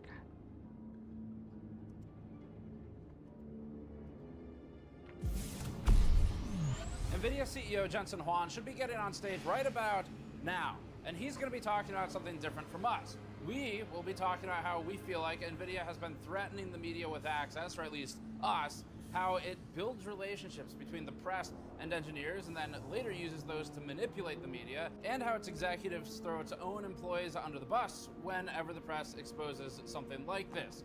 Jensen, Maybe you're one of we'll those be talking Ecuadorians about that stays artificial inside to try to intelligence stay and white. burying the I don't know. RTX 5060 launch. For the last 6 months, NVIDIA has been pressuring us under threat of access to include MFG, or multi-frame generation 4X, soccer for on that. charts alongside devices Yeah, you play that soccer, don't you get even tanned. support it. Even though we've said that it's not a like-for-like comparison and that it would And be you an are right, most unfair Ecuadorians are misrepresentation and darker outright toned. lie to even do as much. We've also heard from much smaller media how NVIDIA has slithered into their DMs to offer samples under specific guidelines. At this point, we think it's time to share some of this to protect those smaller outlets, but also make sure consumers are aware of what NVIDIA is doing behind the scenes and what think I we sold thought at the end there was on a that last boss transparent before and the last boss open twist. communication with engineering, and what has become something we I think was is about more to click it, sinister. but then Ben off I president. guess might destroy the possibility of working with NVIDIA at any point. Best part in of the prod near is it's future, instant cast. because it is a kind of scorched earth. Oh, he approach, already had but the Soulstone up, you know? That's the GN Chef Special. I don't think that. Scorched Earth. Intel's been on the list, AMD's been on the list, Something told NVIDIA's me. been on the list, and off the list, and on the Actually, list, and he's on- dead. off I the got list, 3 on- holy power. on the Good to go. list. And they're on the list again now. NVIDIA's restriction of the newest Something RTX was like 5060 Mr. review units Josh. and drivers is Shield. interesting, where they're not They shipped distributing drivers until Soulstone launch date, with- but it's not special. Today is about, in our opinions, NVIDIA's 5, malignant poisoning 4, of media by creating a 3, facade of open access 2, to its people and then 1. using those people like poker chips to subversively try to advance a certain narrative, even though it already controls 90% of the market. And less Totally than knew ever, that. NVIDIA has needed to engage in subterfuge and manipulation, and yet more than ever, we feel that they're trying it. And that they decided to try it, changing pretty editorial much this direction room, and with then a little bit of us, the next. of all of the outlets, made us talk to other media outlets to learn about their experience of it. And we'll have some of that later in the week as well. Now, in order to continue to be allowed to talk to thermal engineer Malcolm and technical latency expert Guillermo, both of whom are audience favorites and people we greatly enjoy working with, we've been informed that we need to talk more about multi-frame generation, especially MFG4X, and include MFG4X on cards, even with cards that can't feature it.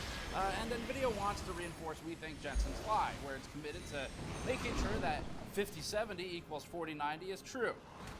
Maybe there's a concern of a future class action or something. They want to create a paper trail to try and say that actually it is true. With increasing boldness, NVIDIA has stated to us that they might not be able to keep letting us interview Guillermo and Malcolm if we don't produce reviews the way NVIDIA executives want them to be produced. Now, us doing exactly what NVIDIA asks, even though it's in direct opposition to what we believe is right for the consumer, would be a breach of trust. And it would be lying, sort of like what Jensen did when he said this. 4090 performance at 549. We brought you this video at store.gamersnexus.net and 10% off coupon code IDGAF, as in, I don't give a fuck. You can apply it to our GPU paper launch t-shirt, which shows a legally distinct GPU entering a shredder to be turned into a nice green piece of paper. It's possible that NVIDIA applies this particular brand of retribution to us today, and so to continue supporting our independent reporting, head over to store.gamersnexus.net and grab one of these t-shirts in a 100% cotton or comfortable tri-blend. You should also check out our mod mats, including our new V-Stock mod mat listings for more affordable large variants and our ever-popular GN15 large PC building anti-static mod mats. Our project mats are also available in blue, green, red, and yellow, and offer a high heat resistant surface for any kind of project needs cleanup.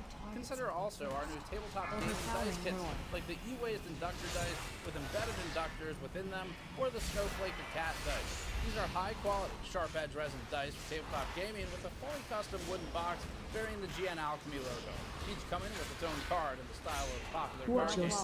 Head over to store.gamersnexus.net to support us directly, and remember, use code IDGAF for the next few days only for 10% off. NVIDIA seems to view review relationships like some kind of quid pro quo and expect that it's supposed to get something in return for them other than just the product review itself. And AMD actually used to be like that too, back before it fired all of the worst executives that were enforcing that approach. So because NVIDIA believes that this is purely transactional, we'll first prove a point. We've produced a ton of content about FSR, DLSS, and MFG. In fact, we've produced 71 minutes of content explicitly covering MFG and DLSS 4 with in-depth testing, frame-by-frame comparison of frame generation, and technical analysis. Some of it was positive.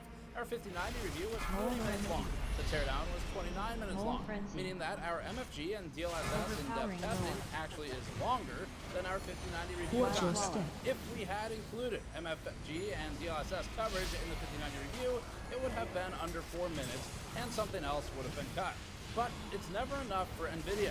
NVIDIA wants MFG4X in the charts, as the reviews themselves, and in the reviews. Here's the bigger problem. NVIDIA has created a situation where you can't trust the independence of any MFG or DLSS coverage because of the way it's pushing threats of access to hardware, or in our case, the not even implicit, but straight up explicit statements that interviews with people like Malcolm or Guillermo are possible if we include things like MFG in the reviews. So they have undermined the integrity of any of that coverage. I personally cannot look at anyone's review where they talk about MFG or DLSS without wondering if they got the same talk we did. And that's a problem, especially now that you all know about it. So, NVIDIA told us that adding MFG and DLSS reviews was necessary to, quote, secure budget, to have Malcolm and Guillermo technical interviews on thermals and latency, even though they do not pay us. In fact, I paid tens of thousands of dollars now to fly out to their venues and their offices to cover their things.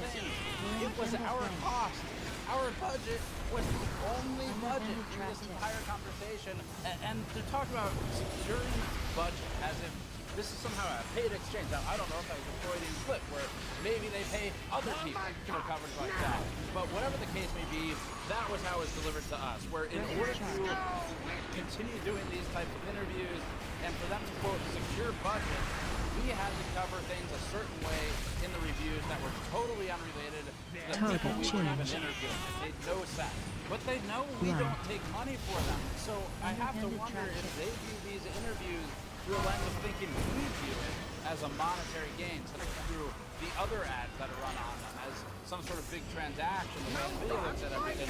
And if that's the case, then it's just plain dirty. But either way, even ignoring this misrepresentation of the so-called budget, we already have over an hour of content on MFG and DLSS, and it's still not enough for them. Possibly because it wasn't really positive, but we won't capitulate, because if you give NVIDIA an inch, they'll take a mile, and their drivers don't even fucking work anyway. This whole thing is bizarre, though. Malcolm is a thermal engineer. He has nothing to do with MFG, and to be clear, we are almost certain that he has no idea he's being treated as a poker chip by NVIDIA's upper command. We like NVIDIA's acoustic thermal engineers and have friendly rapport with them.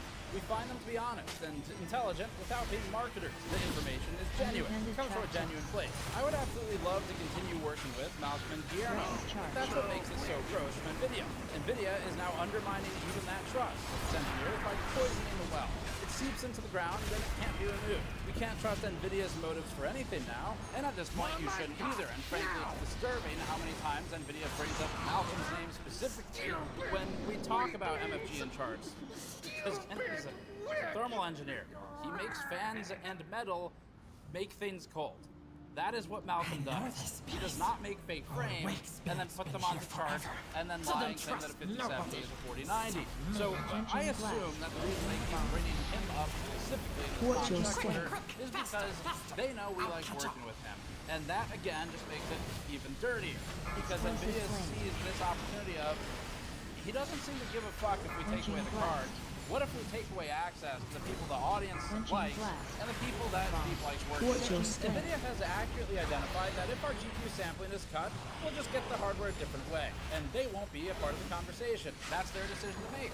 They don't want the opportunity to say anything at any point in a review. They don't have to have that opportunity. We can go get it, we'll do the testing ourselves, and we'll proceed as normal. So instead of trying to use something of less value as leverage, NVIDIA has pinpointed that we get along well with engineers, our audience likes them, and the content is great and unique. But why stop at good content for the brand when you can weaponize it to extort a certain directive? There's a lot of big words in that sentence, so that means that's the right way to do it. Frankly, if NVIDIA is viewing this as quid pro quo, then NVIDIA should be absolutely flattered that we've spent as much time as we have covering things like their thermal solution and doing so positively, because I think it's actually brilliant. That is how much we liked it. I will still give them credit for the things that they've done well. But it was genuinely fun to work on. We had multiple videos calling it good. We included clear and imaging, which nobody else did. And we included specialized acoustic testing, which I'm also fairly certain nobody else did in that level of detail. But again, it's not good enough.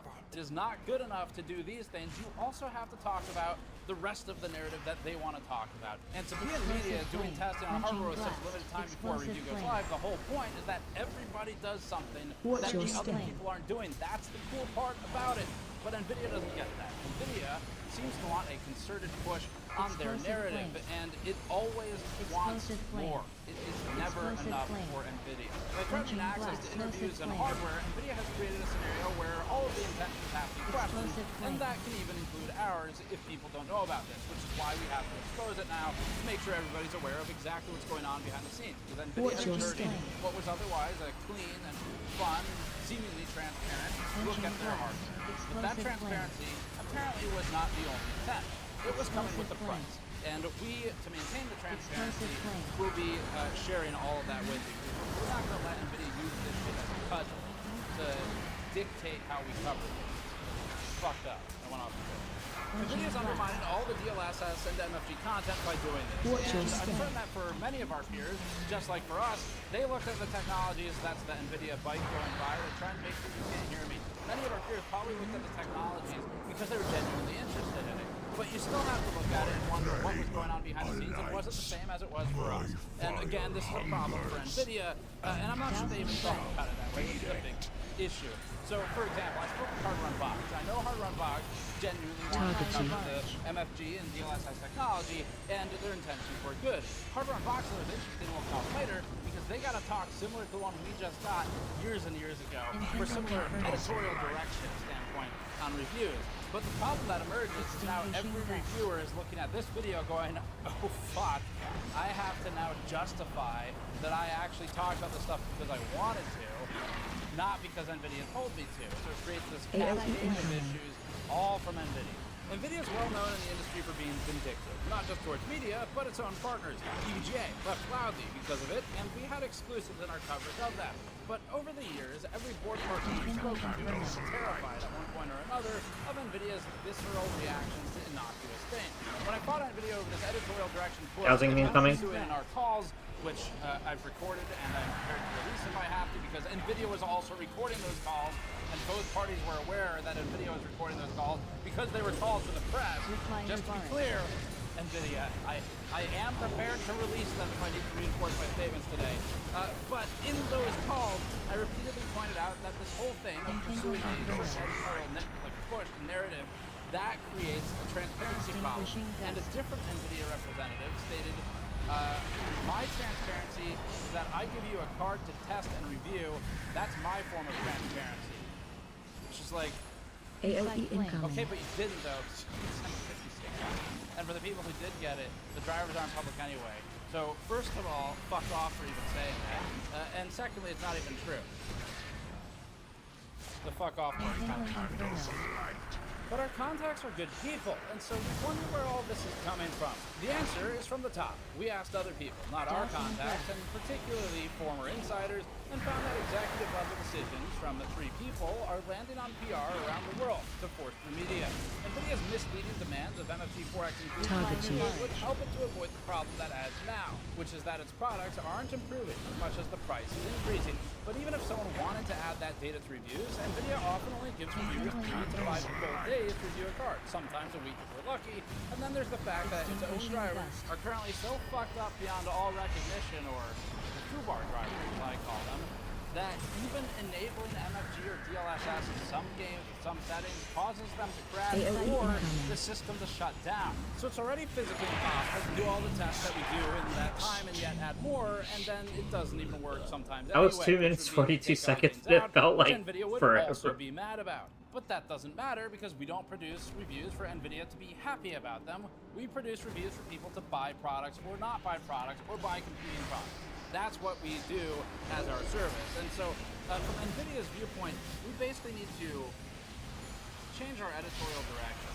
And pressuring us isn't going to work, but it's also not the first time NVIDIA's done this for people. The last time, they chose other Steves from Hardrun Box. And back then, it was only the access No, to we don't have hardware less stuff they yet. which Steves don't care about, because Steves can get the hardware from other Steves in the industry. Frankly, I think they're discriminating against Steves, because we're at a 2-2 hit rate on Steves who've been threatened by NVIDIA. But we've also learned something interesting. The last time this happened, back when Hardrun Box was told to adjust their editorial direction and include more focus on technology that was in prime time, we learned that, allegedly, the directive came from the top, one of 3 people, and was forced down through media contacts. We also learned from numerous former NVIDIA employees that the executives have a culture of throwing people under the Jensen bus, which adds a new layer of deceit to the whole approach. Because now, instead of access to a simple physical hardware product, and instead of also adding this sort of Damocles over the reviewer of access to interviewing and engineering discussions, it also has the third run, which is that anyone in the media with a comment is going to wonder how exposing something like we're doing today is going to affect the messengers who are given the message to send to us when it goes back up the chain, and they have a "who did this to me" conversation. So I know these demands aren't necessarily coming directly from the representatives who work for NVIDIA and talk to us. We think it's coming from above them. And to try and prove this theory, I went and I spoke to a ton of other media you all likely know from all around the world. And I learned that in all of these regions, there is a consistent theme of this background pressure of covering certain things in a certain way in reviews. And that is a global thing for NVIDIA, which we think means it really narrows it down to the top of the top, because this is not some like rogue American PR thing. this seems to be a company culture thing. And when this is seen at the top, I want to make sure that the executives don't have the ability to just blame the people below them. That's why I emailed one. Matt Webb, the head of GeForce Marketing, immediately tried to put his employee in front of him as a shield when I sent an email saying we need to speak on record. We told our contact to please stay out of it and pushed Weblin for answers on a recorded call because he's an actual executive who has control over some of this stuff. And we wanted to speak to someone who has the full and accurate picture of what happened internally to go over how they're doing this again. It's just like when we spoke to agents at Comtech last year. First thing they do is put someone in marketing in front of us. Nice guy, not the right guy. And we kept pushing until we could get the director of something to try and get answers. And that would be what we were doing here. But Weblin stopped responding for a week after I told PR to stay out of it. So we replied to acknowledge that his response was loud and clear, and that we communicate his thoughts to his customers. We also anticipated vindictive sampling actions, so we preempted that. Let's take a walk down memory lane. In 2018, HardOCP broke a story about the NVIDIA GeForce Partner Program, which was described as follows, quote, the crux of the issue, the NVIDIA GPP, comes down to a single requirement in order to be part of GPP. In order to have access to the GPP program, its partners must have its gaming brand aligned exclusively with GeForce. I've read documents, said Bennett, with this requirement spelled out on it. What would it mean to have your gaming brand aligned exclusively with GeForce? Honks for the GeForce Partner Program here in Taipei. Quote, the example that will likely resonate best with HardOCP readers is the Asus Republic of Gamers brand. I have no knowledge of Asus as a GPP partner. I'm simply using the ROG brand hypothetically. If Asus is an NVIDIA GPP partner and it wants to continue to use NVIDIA GPUs in its ROG branded video cards, computers, and laptops, it can no longer sell any other company's GPUs in ROG products. So if Asus wants to keep building NVIDIA-based ROG video cards, it can no longer sell AMD-based ROG video cards and be a GPU partner. End quote on that one as an example of what we think is vindictive. In 2020, NVIDIA tried to restrict Hardware Unboxed access to GPUs because they were front-loading and heavily emphasizing ray tracing testing, which Hardware Unboxed maintained was because the technology simply wasn't ready yet. That was their opinion. We'd agree with it as well, especially in that era. But NVIDIA didn't care. And for the internet out there, look, we get it. We get that NVIDIA makes more money with AI than it does with gaming. And that by simply selling a gaming GPU, it's giving away money. But if it wants to abandon gaming, it should just do it. It's okay, NVIDIA. It really is. If you want to just leave gaming and make all the money from data center and enterprise, you can do that. Just don't fuck it up for the rest of us on your way out the door by trying to manipulate how the coverage is Yes, handled. sure. I'm listening to his video in the background. You're not going crazy. SCI only sold GPUs for the most part to enterprise data center and B2B. They didn't think Multitasking a little bit. Jensen Huang founded NVIDIA with some others and pursued graphics and built the company that it is today. If Jensen wants to repeat that history and go only B2B, that is totally fine. And it might not even repeat this time. It might be that B2B is big enough now that he can maintain a B2B only company and not do gaming. So it's not our gamers still being sold to thing that's the problem for us. It's the manipulation that's the problem of it. It's the threat that's handing over people like us when it has these conversations. If NVIDIA wants to cut off its nose despite its face, they can do that by disallowing further well-received, highly reviewed, neutral, positive technical interviews with their engineers. But if NVIDIA instead is going to threaten us on the fulcrum of a particular type of coverage, then we believe that starts to become a form of extortion. And we think that NVIDIA made a calculated play here, where NVIDIA realized if it takes away access to cards, it doesn't do a whole lot. Taking away access to money doesn't do anything because they don't give us money. But what if it takes away access to the things that generate money through separate channels, like just through YouTube AdSense? Maybe that'll work. That's how I felt receiving these messages. And just to be clear for our audience, again, referring to the coupon code 10% off on store.gamersnexus.net, I don't give a fuck what NVIDIA does for any of that, because we're going to continue on just the same. I would love to bring you all engineering content and interviews and let them tell their story in a way that's educational and actually useful for people. If NVIDIA doesn't want to be a part of that, that's fine. They can fuck off and do whatever they want, and we'll keep doing our thing. Ultimately, that's why we have audience support from you all, so we can do stuff like this. So anyway, at some point, enough is enough. And that's true for consumers too. And to keep that thought in mind of enough is enough, I'll leave you with a message from the late Gordon Ma Un, my friend and mentor, who once said this at this very location in Taipei. Internet, you will disagree, you will piss and moan in the comments all day. You will cry about it, scream about it, go on Twitter and Reddit, no, and then you go to buy your video card. And the internet, because I know you right now, is like, yeah, this is like, I don't care about value. You know, F you, Nvidia. You know, what's up with the prices? Oh, I'm sorry. We're in a restaurant. Drain light.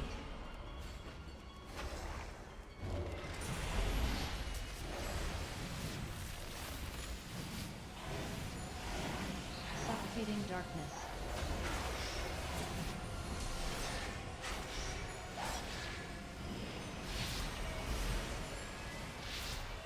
I don't have a target. I don't have a target.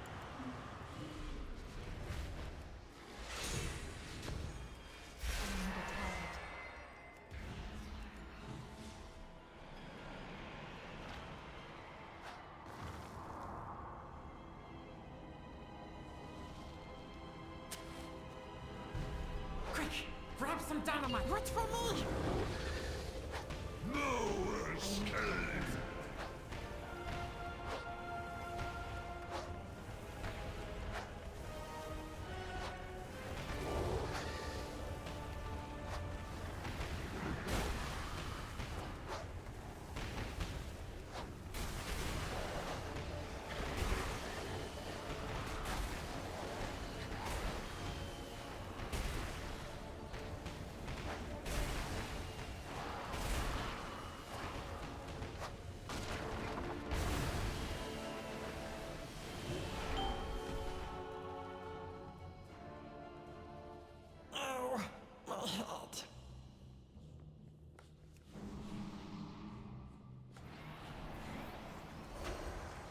I think after this we'll go play Hoyo games.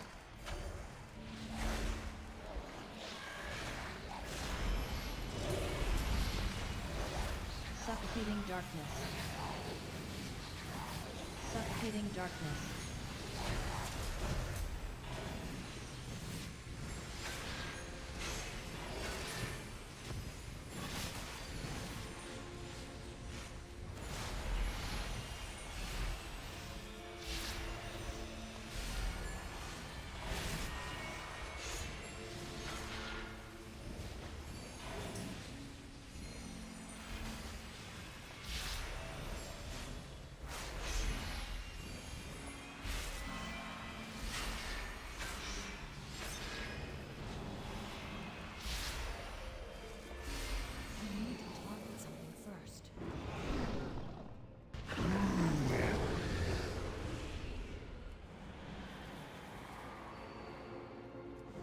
Darkness descends.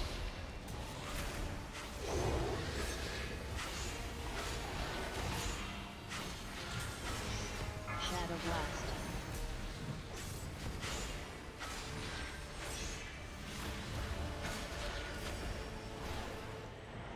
Unroll slash.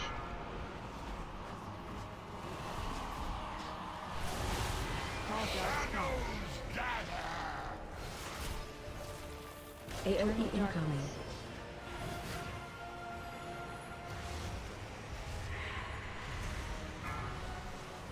Rising light. Run out.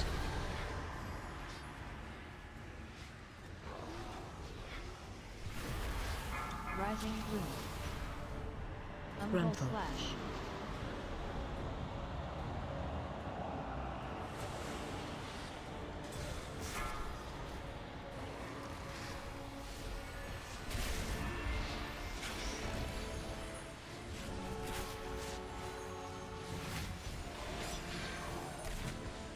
Shadow blast.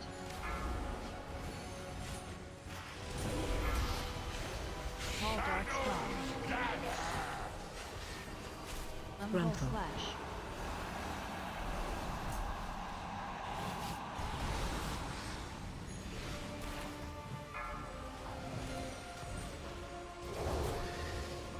AOE incoming.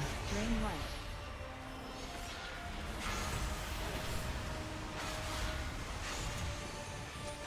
Blast.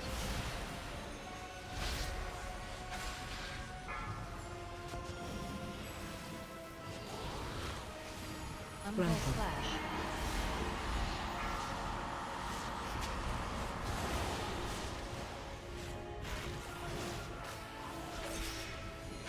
Tall Dark Sky. Lust.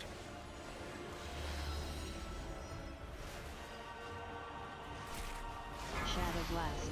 Drain Light. Drain Light. Umbral Slash.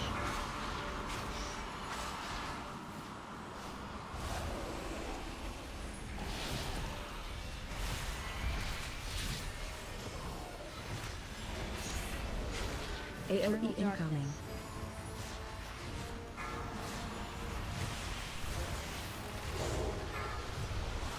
Run out. Where the fuck is the candle? Tall Dark Sky. Umbral Slash. Oh my god, Pat fingering.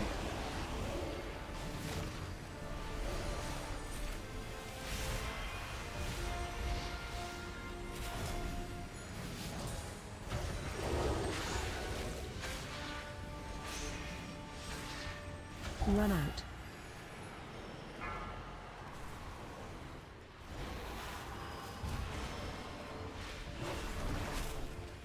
Umbral Slash.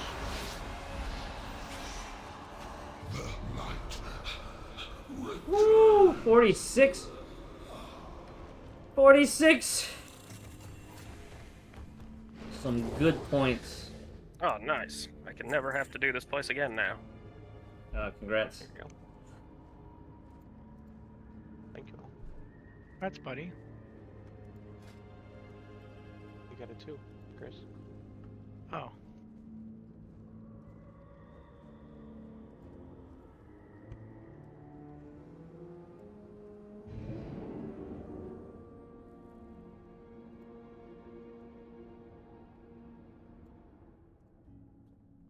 I don't want to read the comments on I this. even got a point. Slightly better than my last 13 one. Nice. Yo, thanks for that run. I got like 46. I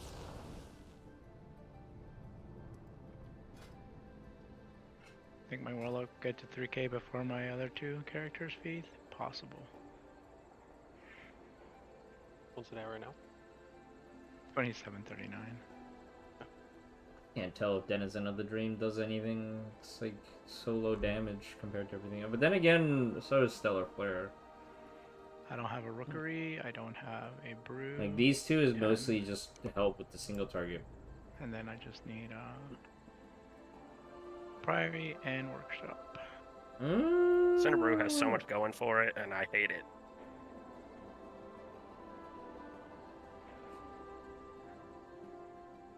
I did that. It's the only dungeon where I feel like I have to kill literally everything in the entire place.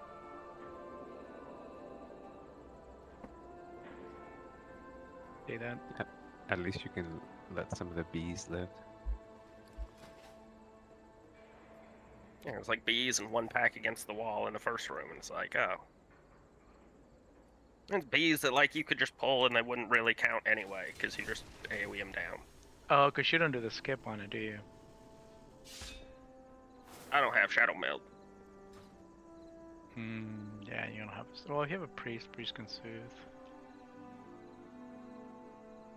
I mean, I'm down to try a 13 meter-y. Oh, I'm not. I'm gonna take a break for now. Sounds good, buddy. Thank you. It also hits harder than any other dungeon. Yeah, that... If... Like, I think we did a 12. Or tried a 12, but... If you don't have high enough DPS, like, you die because of the stacking damage increase buff. Debuff on the tank. Like, you can probably bubble one off, but...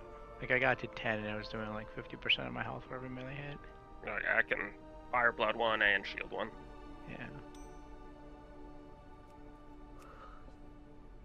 If I upgrade the Signet, it's probably my There were like several times when I was simulated trying to get my best in 12 slot. with that. That it's like get to the last boss with 5 minutes left and people just stand and fire.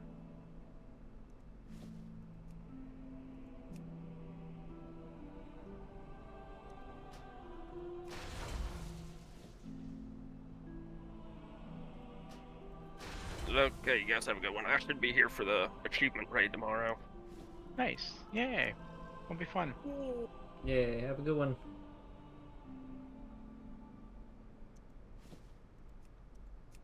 I almost had you, Faith. I almost had you. You did? Your damage is good. So close! If needed, I will answer the call. You gonna try destruction ever? Yeah, I'm not statted for it. I'm nowhere near statted for it. And destruction is better like for Theater of Pain, smaller mobs. I don't know. I don't feel like I can do as much damage. I feel that way about fire. Arcane is so much easier. Yes. And it's nice, like the 3 people that I watch, like the 8 of 8 Mythic Warlock, they're all playing demo and keys. They're like, no, demo's bad. Now it's like, oh, demo's good.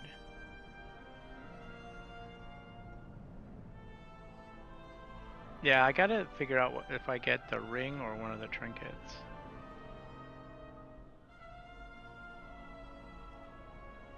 But I still have Cersei Circlet. Well, is Jaster good for you? Because isn't it Spect Haste first? Or Haste Mastery? Yeah, but I want haste first for demo. Oh. And then Destro's Haste Mastery with some crit. Oh, I need an enchant on my chest. That was the difference, V. Dang it. That was it? Yeah.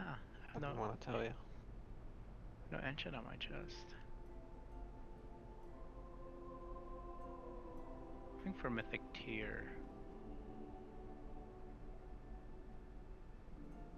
Need Mythic Legs.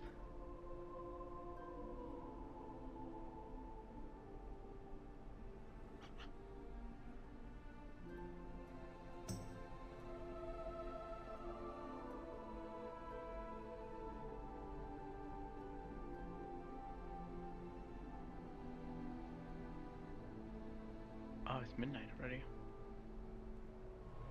Yeah, I'm I'm done done. for the night. I'm gonna go to bed too. Thanks. See you guys tomorrow for achievements. Oh, we won't see Twist because, you know, Twist is going to be playing soccer. Yeah, actually, I don't even know what time my game is. Got to play soccer, guys.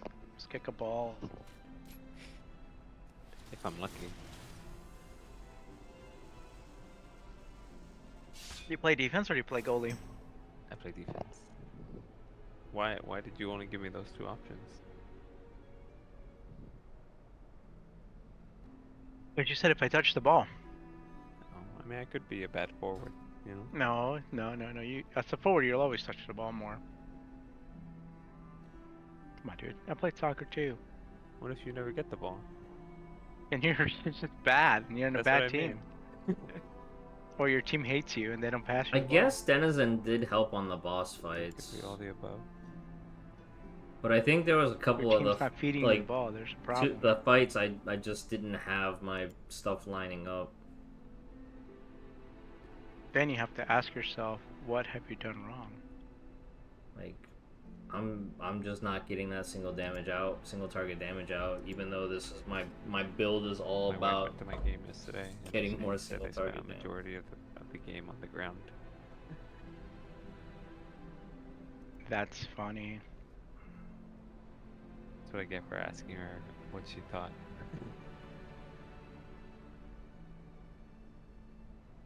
In other words, she just said you were garbage. No, I mean, I got a yellow card too, and an unjust penalty, but because we were winning 6-0.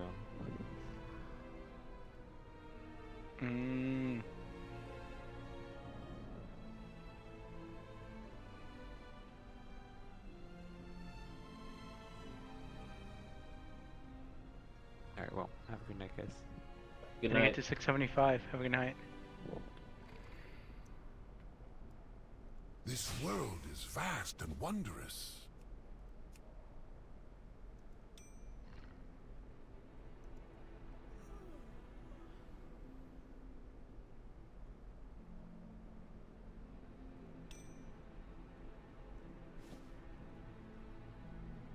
Are you kidding me?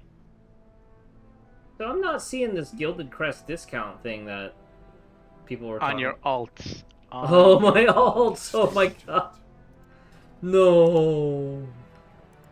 I'm 674. I'm 674.8.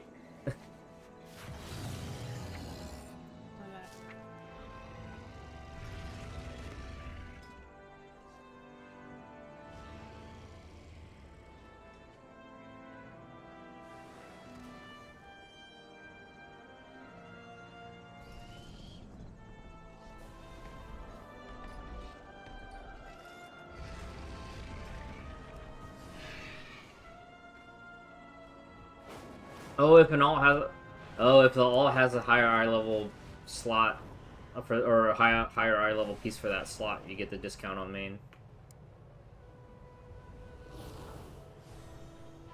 I mean, that makes a lot of sense.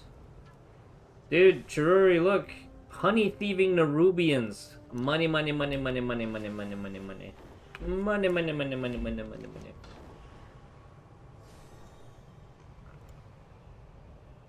Oh my god, all these gold quests. Cinder bees. Stunning, yet perilous creatures. When they're If not I in were surge, honey better production about halts, gold farming, I'd do triggering it all on my extreme ults aggression too. instead. Those confounded Nerubians are still lurking around my meadery. Clear them out before they steal my cinder brew. Oh, dude. I'm so close. I'm 674. I'm out of range. I need to get closer.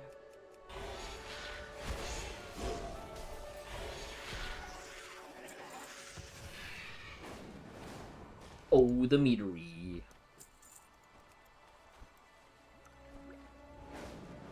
Man. Hey, the road to 3K is within reach.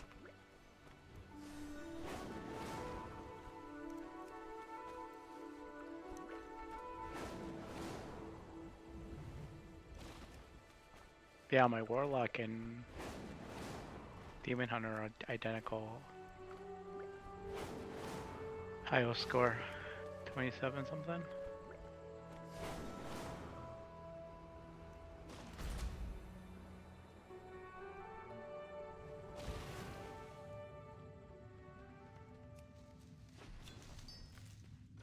I need a target. I don't have a target. It's not easy. I need to target something first.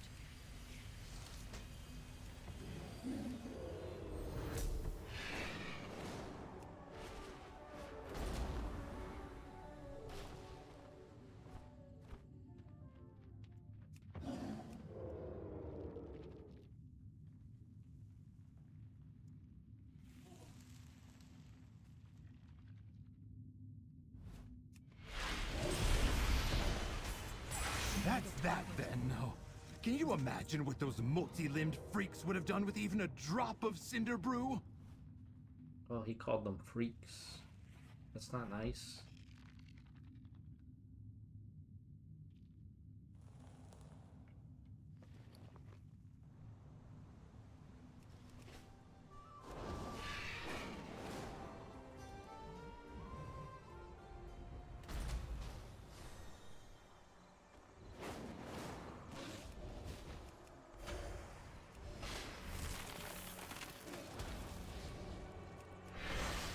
I cannot use that item yet.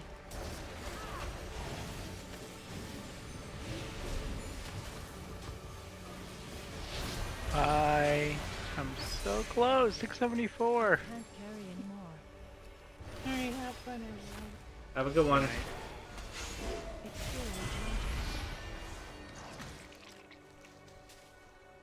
Inventory is full. Inventory's full. Many deals for a friend of the Grumbles, like you. Do I go to bed or do I try to get 15 more?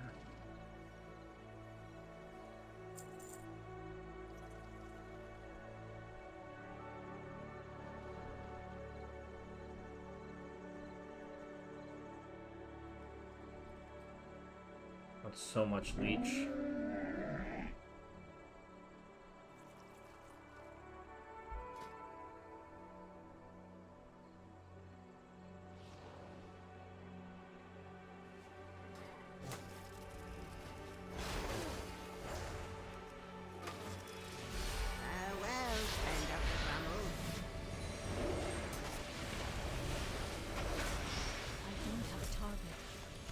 I think in keys, I gotta just remember to just keep spamming my How many cooldowns. press do you get if you do an 18? An 18? An 8. Oh, I don't know.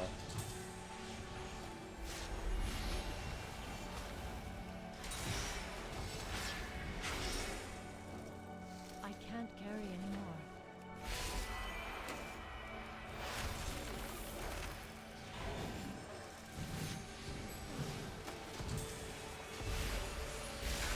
Oh, the meatery.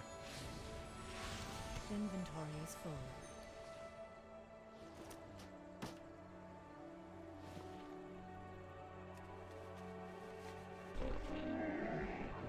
I have many lucky doos you like. I think I have to put these tabards into a bank or something.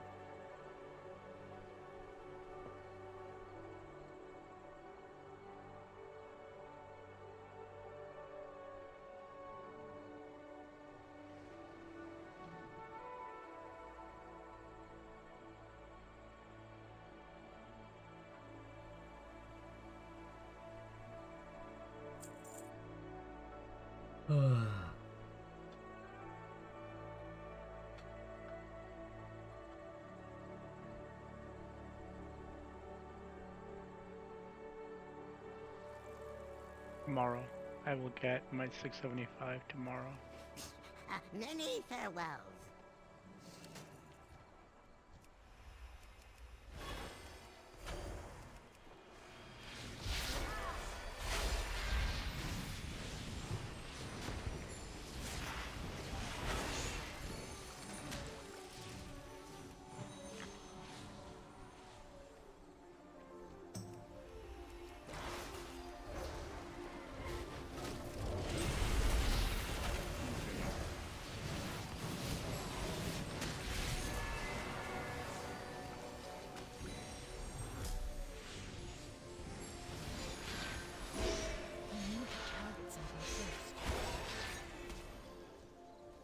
Too far away.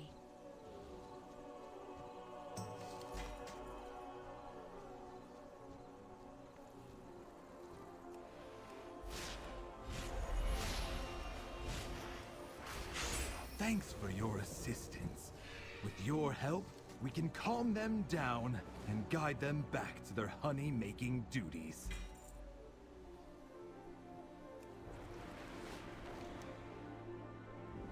Oh my god. It's like Mondays when they put all the gold gold earning quests.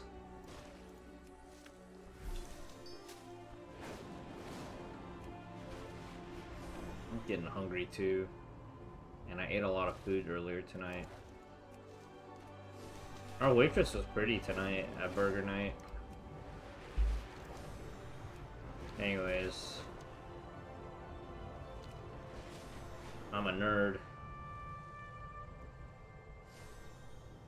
I had a nice sketch tonight at burger night. It's on Instagram. With an empty stomach, a Ramolith has one directive: to eat. Help guide this one's hunger into a constructive activity.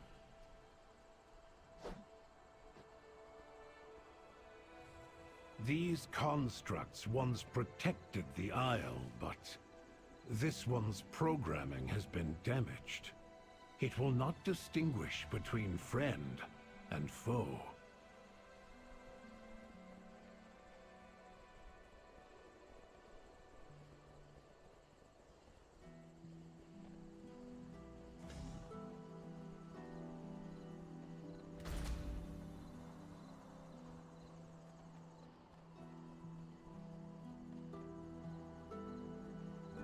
Nothing is better than a leveled field and a happy Ramolith. Thank you, Outlander.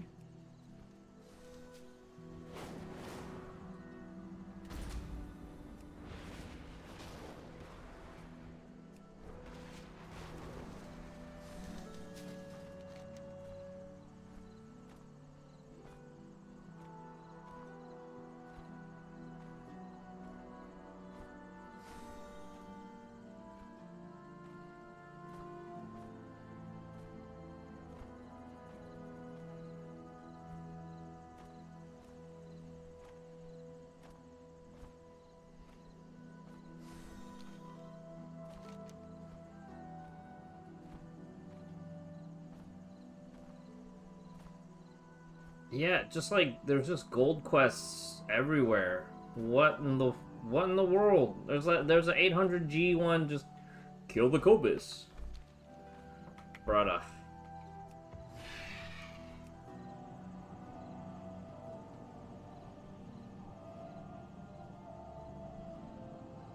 I think I might do the ones in Undermine because I like being in Undermine. Probably not do the ones elsewhere. Alright, what is this quest that I have to turn in? Rolling in the deeps. You need? I got. Oh, it's the wax. It's not junk. It's treasure.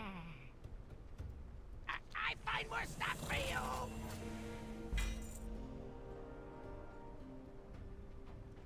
You need? I got.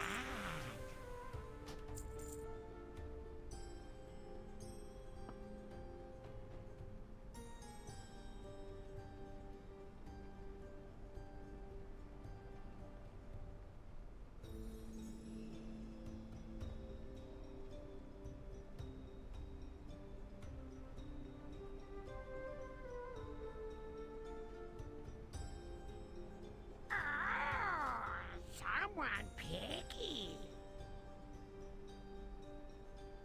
Oh, bring back more shiny things.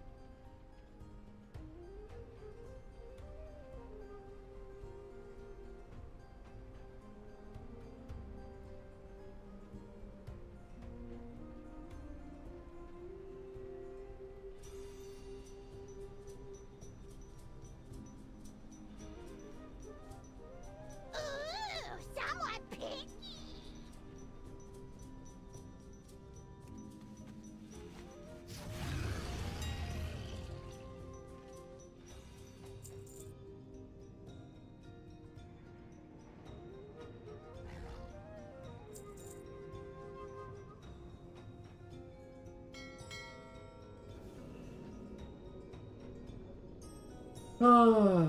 Alright. We'll probably switch over to Genshin shortly. I think Star Rail I can do on my phone, because I don't think there's any events going on right now. It's the end of patch.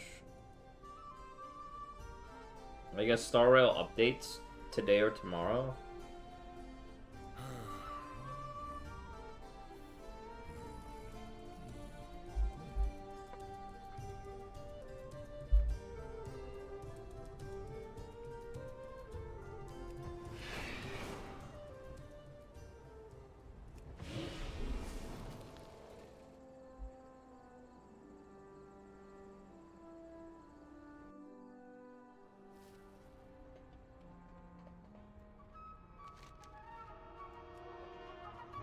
Scalpers. Free samples. Oh my god, there's just so many quests, dude.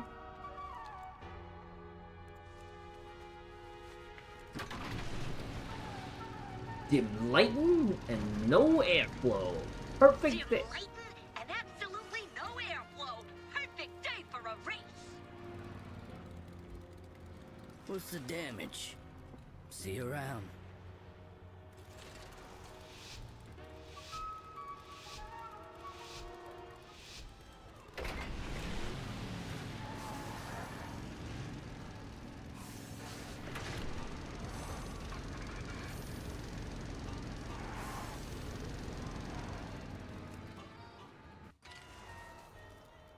Interesting. What's shaking, pal?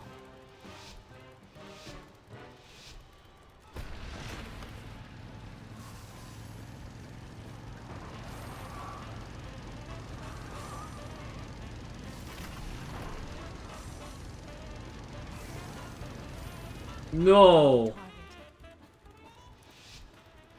Just get stuck in the weirdest ways when you're driving an Undermine, I feel like.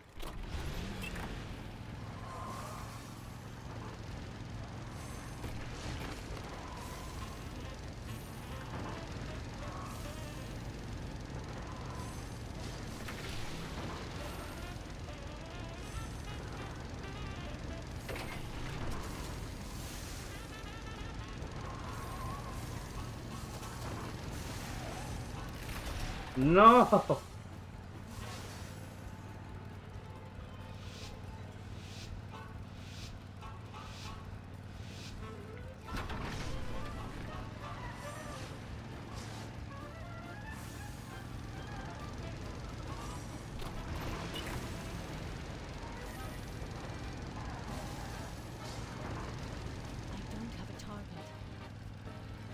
I ran this the other day and I got like gold first try.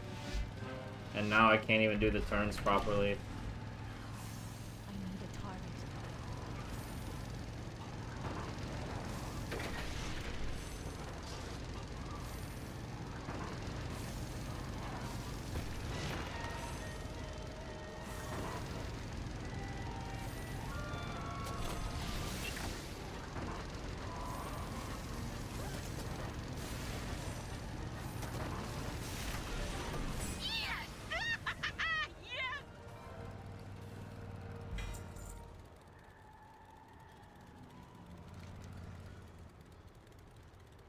Newspapers delivered. Also 800G.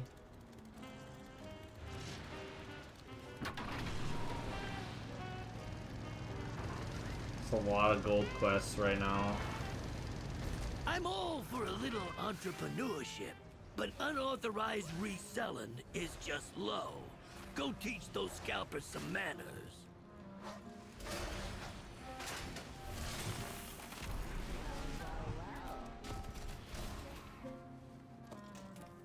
Interesting.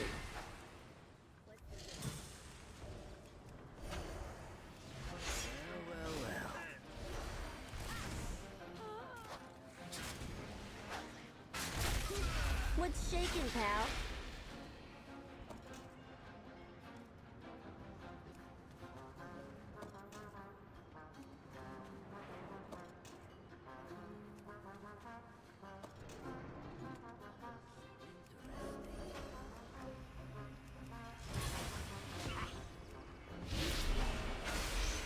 What's shaking, pal? I'm out of range.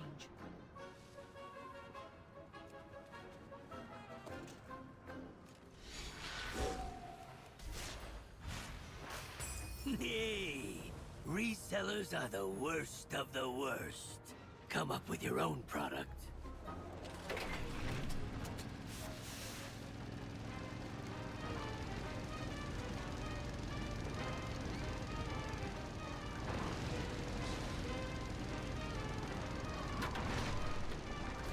Try before you buy, am I right?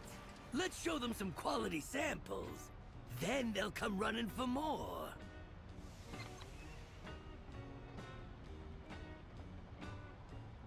What's the damage?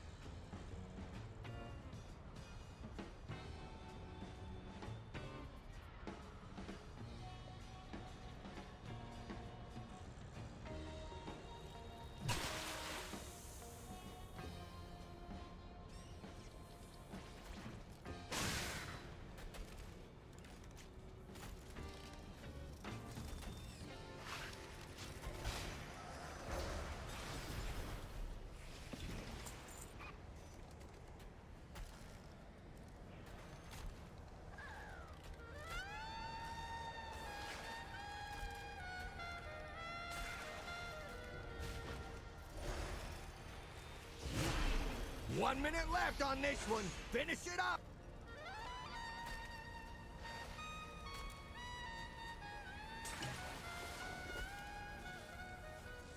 You're gonna let that stop you? Fix it!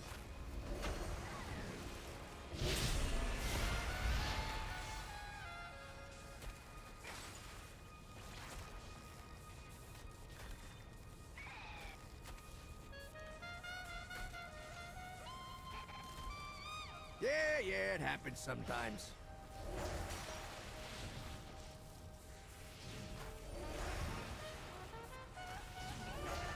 I need a target.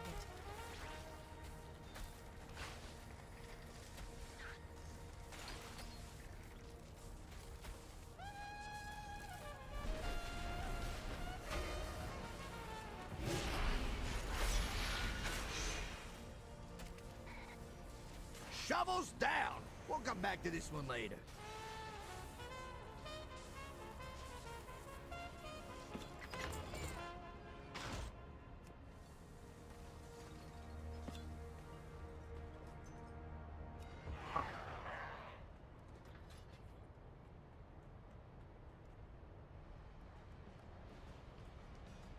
Oh, this quest is a little bit more annoying than I thought.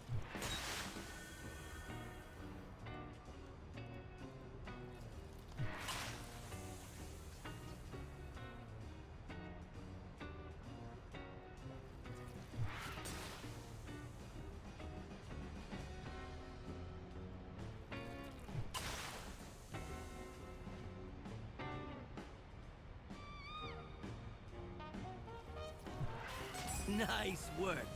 Now to sit back and wait for the orders to roll in.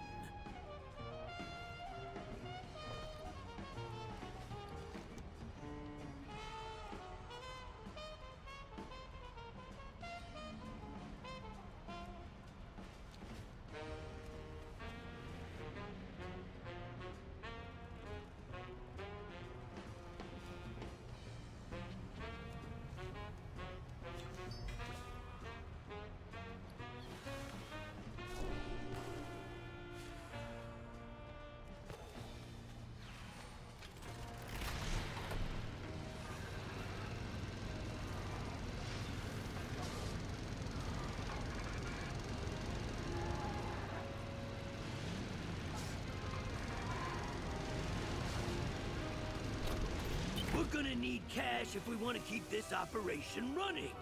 Go get a paper route or something.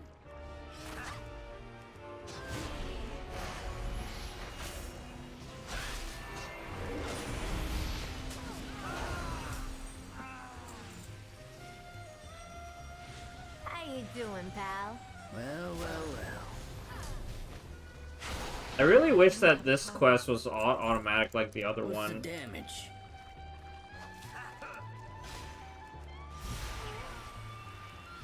I think that's such a huge disconnect where like one is like you just stay in your car and you just automatically deliver the news. This one where you have to like manually deliver the news and then they aggro you. Like what? Who designed this?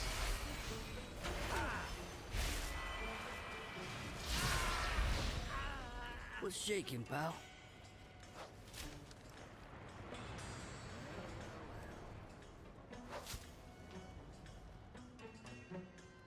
Got a special recipe for you. What's the damage?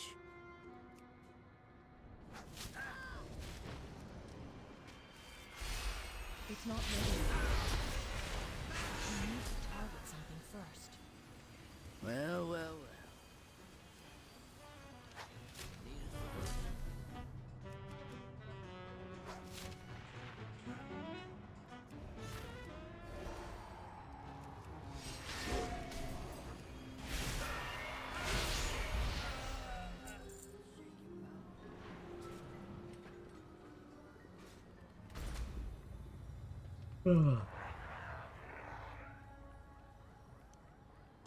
Yeah, this newspaper quest kind of sucks. Interesting. It's all coming together.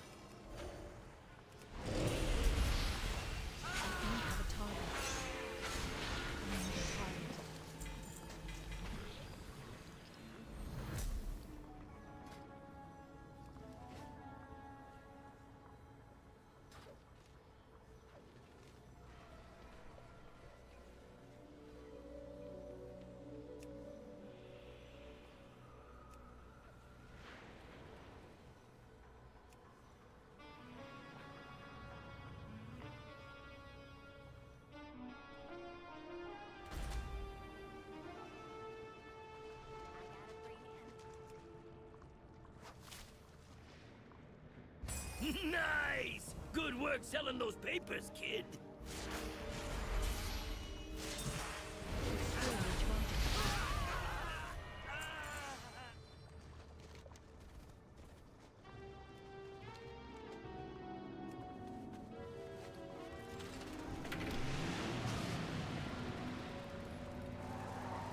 Oh no, bad.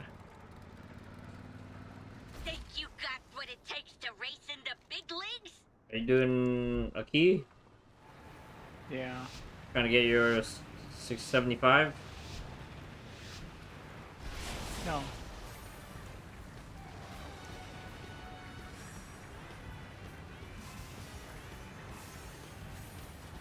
I don't know. Trying to get my weekly balls.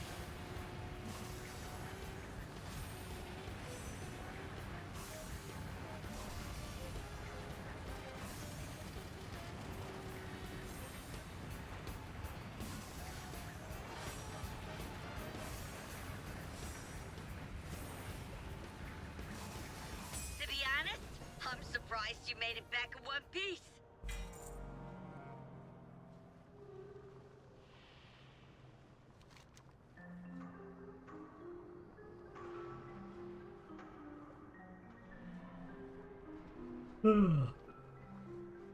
Good shit.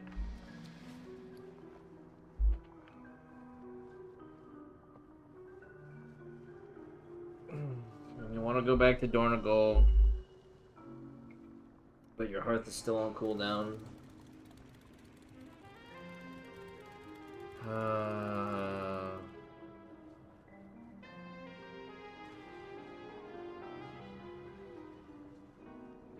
Got my weekly done. I only needed one more Mythic Plus. Nice. Many deals for a friend of the Grummles, like you.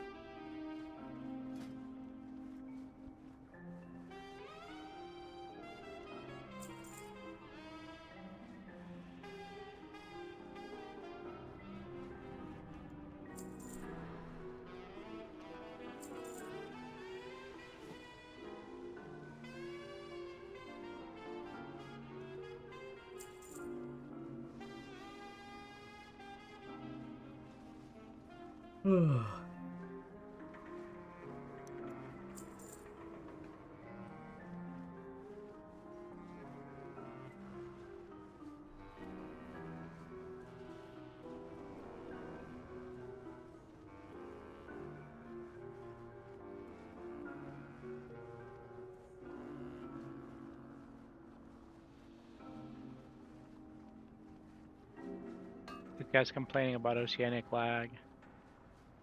It's like, dude, you joined the group. You should know. It says Frostmourne.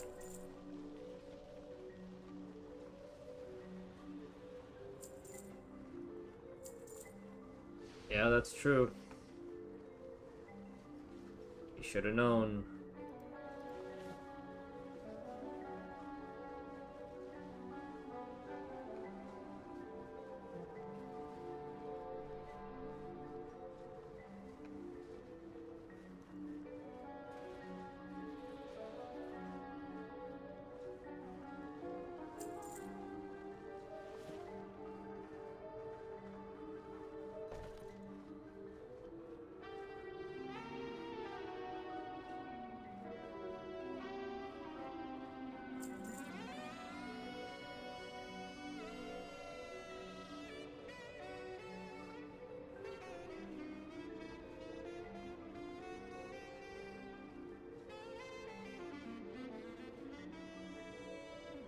May your feet find good trails. Man, I'm getting a little tired.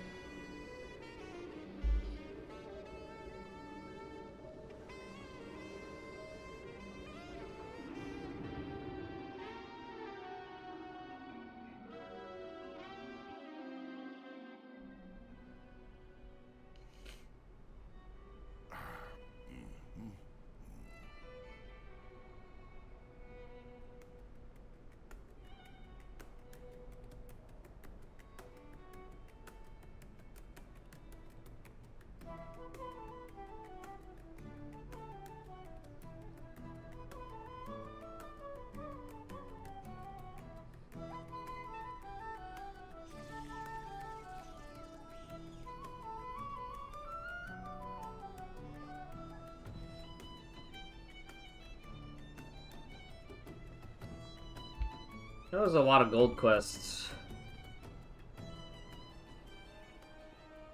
I think I started this play session with like 84 or 85k, and now I'm at 95k.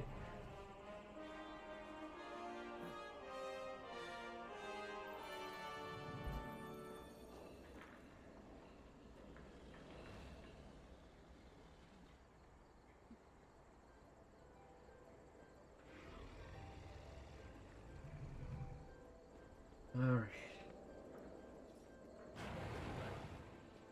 Alright guys, let's go do Genshin for a little bit. I think Honkai 3rd, I've already tapped everything that I can tap. Star Rail, I think I'm just auto farming. So I think Genshin is the play.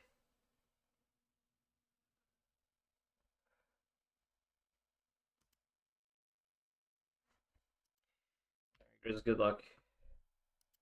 Thanks, buddy. Have a good night. Have a good one. I'll top off Discord. Let's go over here and fire it up.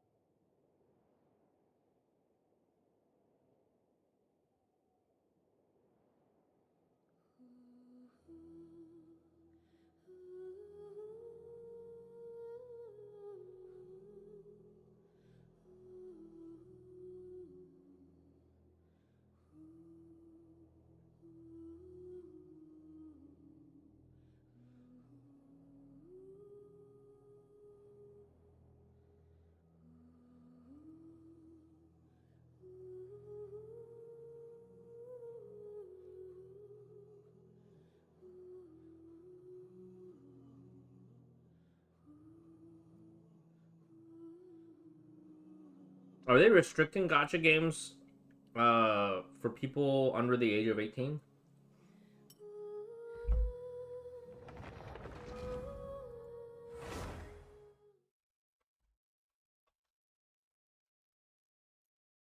Is gambling regulation kicking in?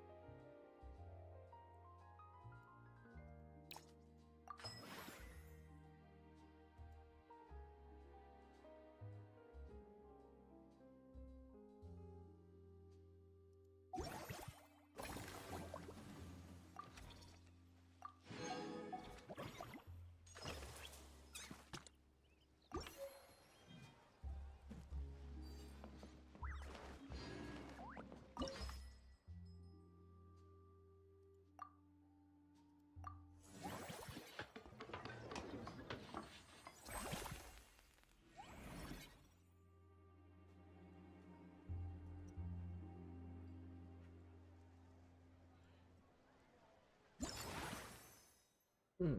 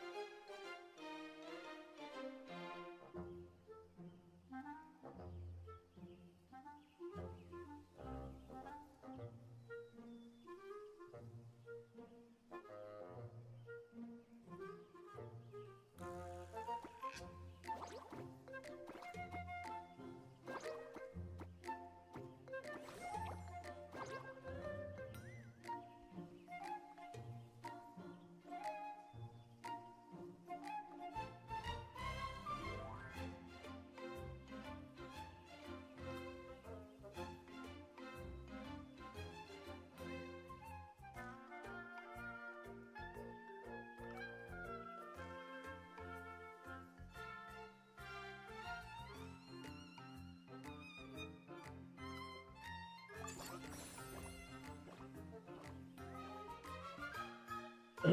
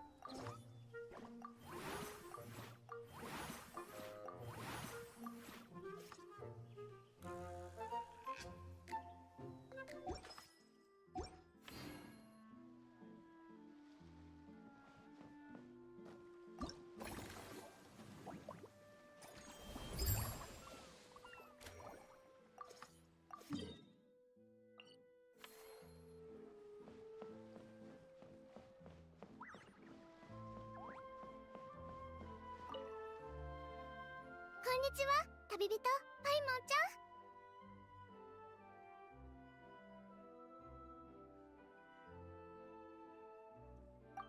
シェイグウィン、シュバルマラン AA ランドへようこ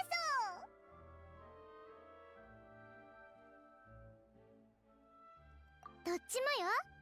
この前、美容協会の交流会の時、ナビアさんから AA ランドの計画を聞いて、ずっと楽しみにしてたから。メロピデ要塞のみんなもこのテーマパークのことは知ってて、休暇を取って遊びに来たいって言ってるのよ。えひひ、看護師長に褒められてやる気が湧いてきたぜ。うちは面白くて気軽に見れるパンティール AA が好き。可愛い動物のキャラクターたちが不思議な冒険をするシリーズ作品があるんだけど、全部見てるのよ。メロピデ要塞では最近、良い行いをした囚人は特別許可権を使って AA を毎週3回見れるって規定ができてね。専任スタッフがまだ配属されてないから、うちが暇な時に映写機の管理をしてるのよ。この間見たのは隣の島猫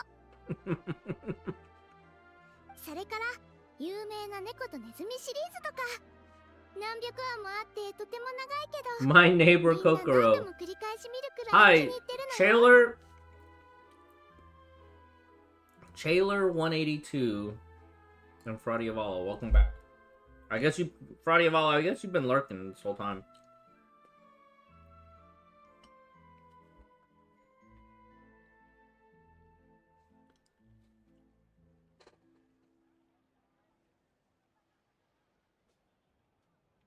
でも永遠が見られるってなれば、いつも騒がしいやつもちょっとはおとなしくしてくれそうだな。永遠ランドにも動物がテーマののんびりガーデンがあるぜ。一番落ち着くって評判なんだ。それなら行ったよ。すっごく楽しかった。見たこともない動物たちが一緒に暮らしてて、アニマルタウンって感じの雰囲気だった。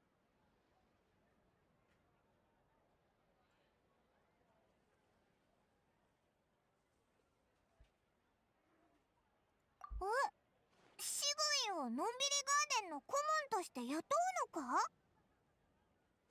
確かに理にかなってるな。シグウィンは人の世話するのが得意だし、親しみやすいし、動物の世話もきっとお手の物だろう。顧問？アイデアを出したり、効率のいい方法をスタッフに教えたりするんだ。仕事量は多くないけど、とても大事なんだ。でもほとんどの時間は動物たちと戯れてていいぞ。気になる。ちょうど最近メロピデ要塞では急ぎの用事がないのよ。もっと早く知ってたら、うちの方から履歴書を送ってたかもね。でも本当にここで働くなら、医療スタッフを手配して、医者の友人から本を借りて、動物たちへのプレゼントも準備しなくちゃ。もしよかったら準備が整ってからマルコットポートで待ちシグウィンが手伝ってくれるなら。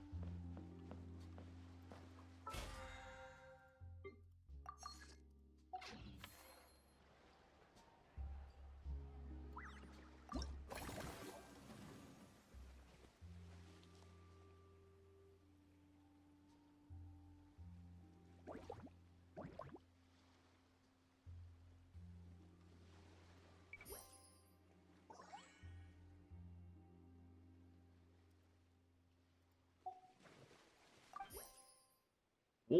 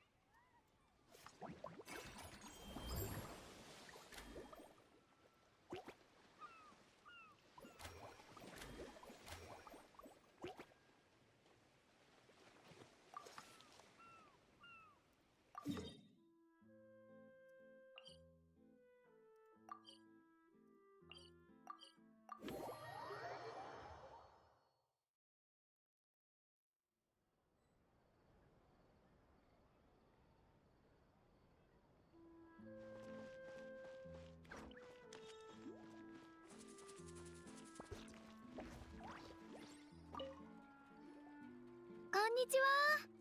この前手紙で部品の設計を頼んだ北条の国のものなんだけど。そういえばイアンサはなんでクロックワークマシナリーが欲しいんだ？そんなんじゃないよ。イアンサコーチは部位ごとに筋肉を鍛えられるようにトレーニング器具の種類を増やしたいんだって。背筋を鍛えられるローアーとかペックフライとかレッグプレスとか。でもロープとバーベルプレートをつなぐ部品が摩耗しやすくて丈夫なものが必要だから、フォンテーヌのクロックワークマシナリーを試してみようと思ってるみたい。奥が深いな。トレーニングにも最先端の技術が関わってくるんだな。えへへ、私もよくはわからないけど、もしイアンサコーチが成功したら新しい方法で鍛錬するつもり。もし成功しなかったとしても今までの方法は使えるしね。次また北条の国に来ることがあったらトレーニングの入門編教えてあげてもいいよ。君なら簡単に記録を破れそうだよね。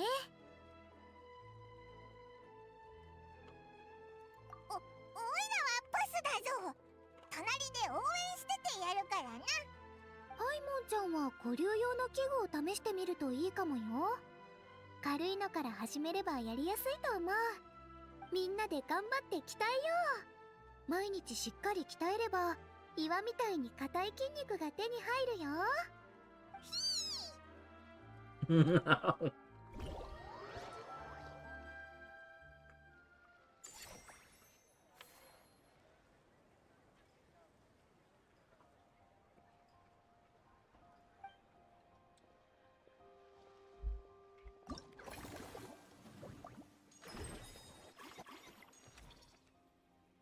お。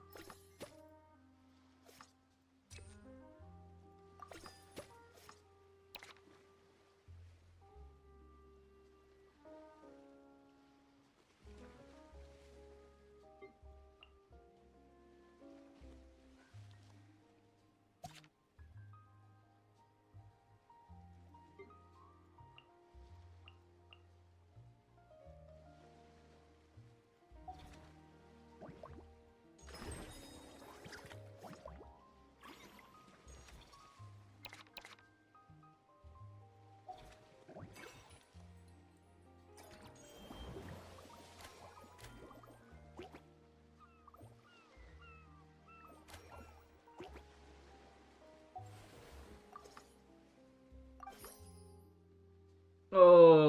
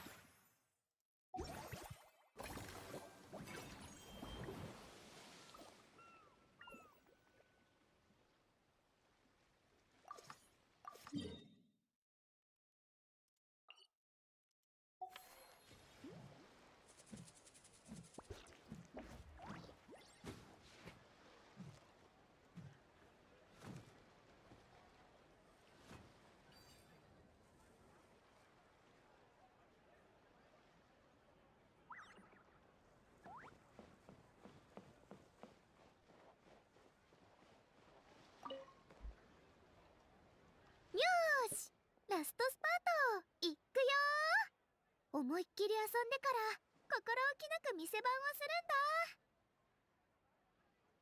だ。そうだぞ。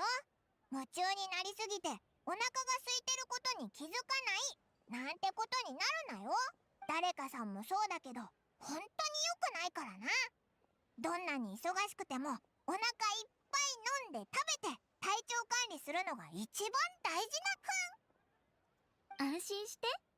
いつもランニングしてるから出かけるときはいろいろ持つ癖がついてる。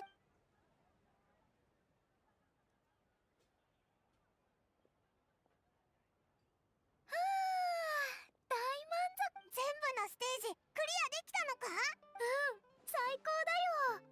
高得点を取れただけじゃなくて永遠のオマージュもちゃんと見れたし、パントゥールで名場面も再現されてた。今回は商売に集中しないといけないけど、今後またこういうイベントがあった。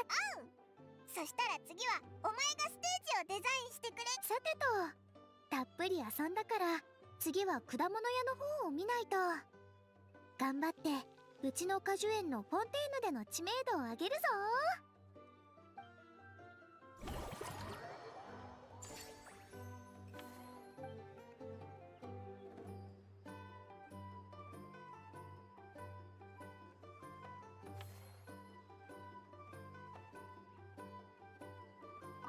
みんなが楽しそう。果物はいかが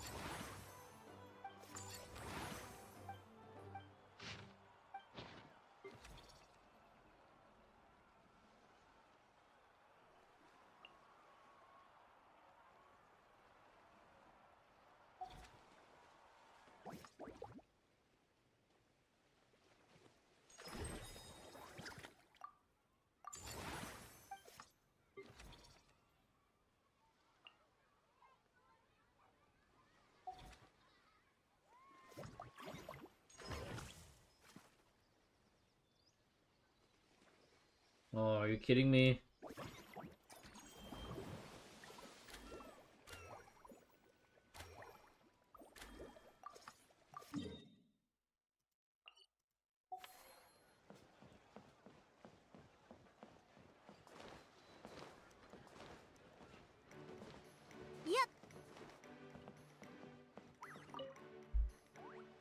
Yo, 旅人、パイモン。こんなとこで会うなんて奇遇だな。リシオ？おいらもここで会えるなんて思わなかったぞ。今回は半々でな。この間、至高の猟銃の仲間たちとフォンテーヌのアドベンチャー永遠の撮影に参加したんだけどな。永遠の評判がなかなかのものだったから、このイベントの情報を耳にした監督は真っ先にあたしらを呼んでくれたんだ。観客のためにわざわざ永遠の背景セットまで再現したらしいぜ。フォンテーヌ人にとっては確かに珍しい景色だもんな。あたしか？あははは。残念ながら役に入り込みすぎて撮影スタジオをめちゃくちゃにしたから雑用係になっちまったんだ。戦闘シーンはリアルであればあるほどパンチが力強いほどいいんじゃないのか？撮影チームの予算が厳しくてな。それ以上リテイクしてたらスタジオが完全にダメになって破産してた。それに一番腕の立つ役者シャムシール使いのおっさんも私の相手にはならなかったしな。いや、その人は悪役でな。主人公の前でソードダンスをするんだ。いつもの展開だと主演のやつが一日忙しかったらしくてな。腹が減って急いで終わらせたいがためにアドリブで銃を使ってサクッと倒したんだ。That's an Indiana Jones 残 reference. したんだが、思いのほか反響が良くてな。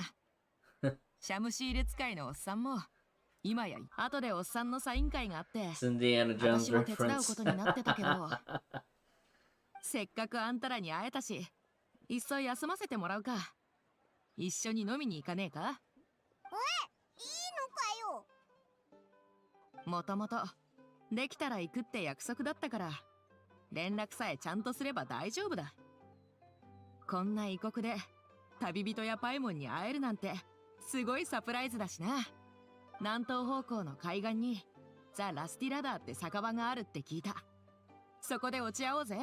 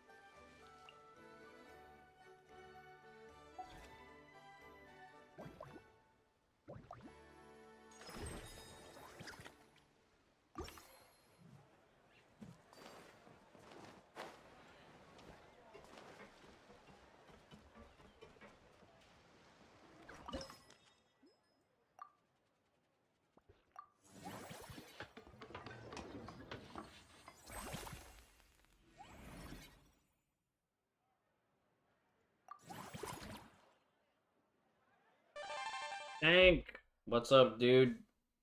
I'm playing these mini games, but I might be falling asleep soon.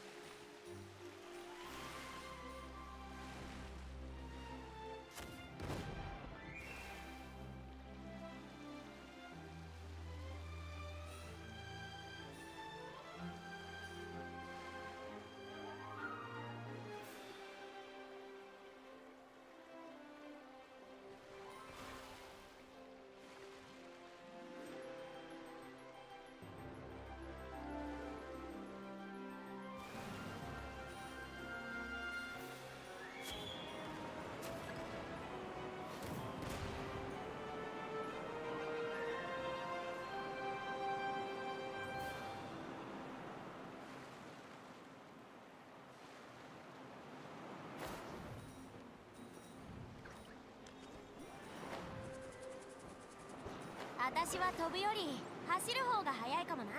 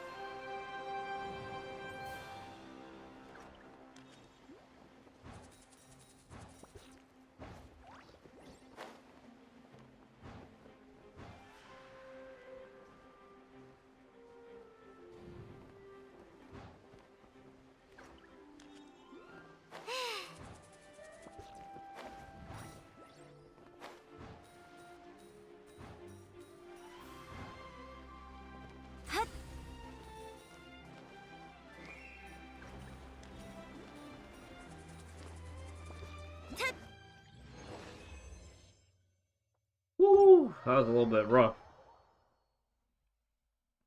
Well, I would have liked to do Spiral Abyss, but I don't think my headspace is in the right place to do that right now. I think I'm just kind of tired.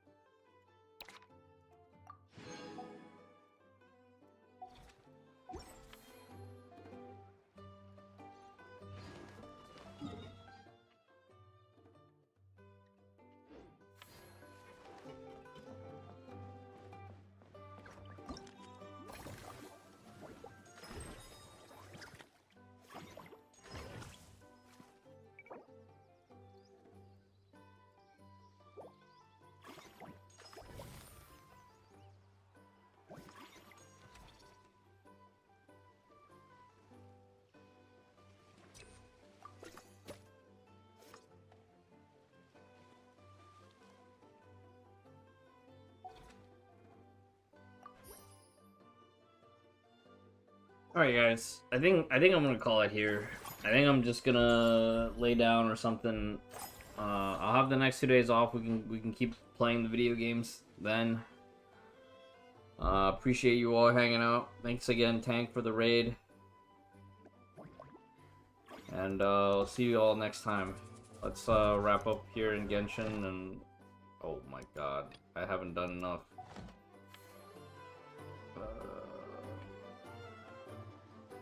Yeah, I think I'm just gonna spam the daily quest real quick and just get it done.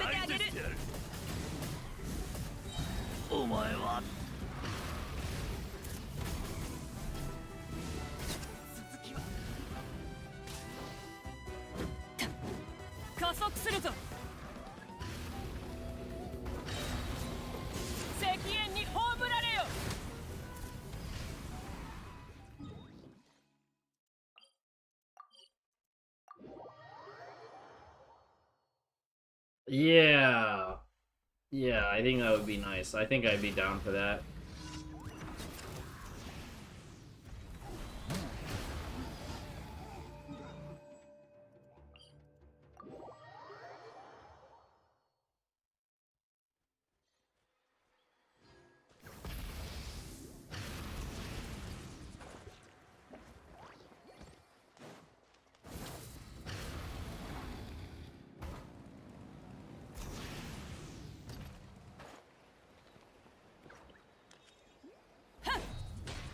烈日よ、私に従え、加速するぞ。お手並み拝見といこう。それ分け山の地。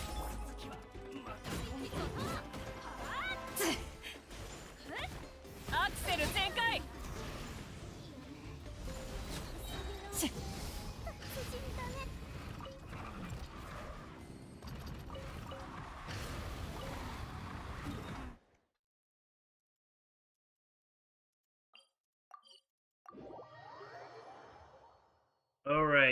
All right, right at 3 hours. Right at 3 hours.「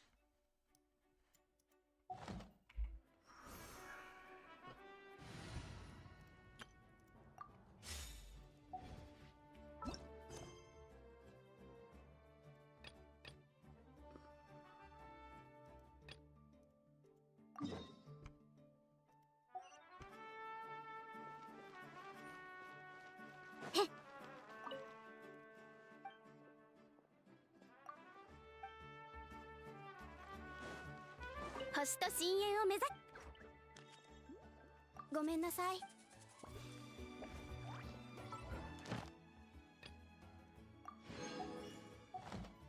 星と深淵を無事今日の依頼。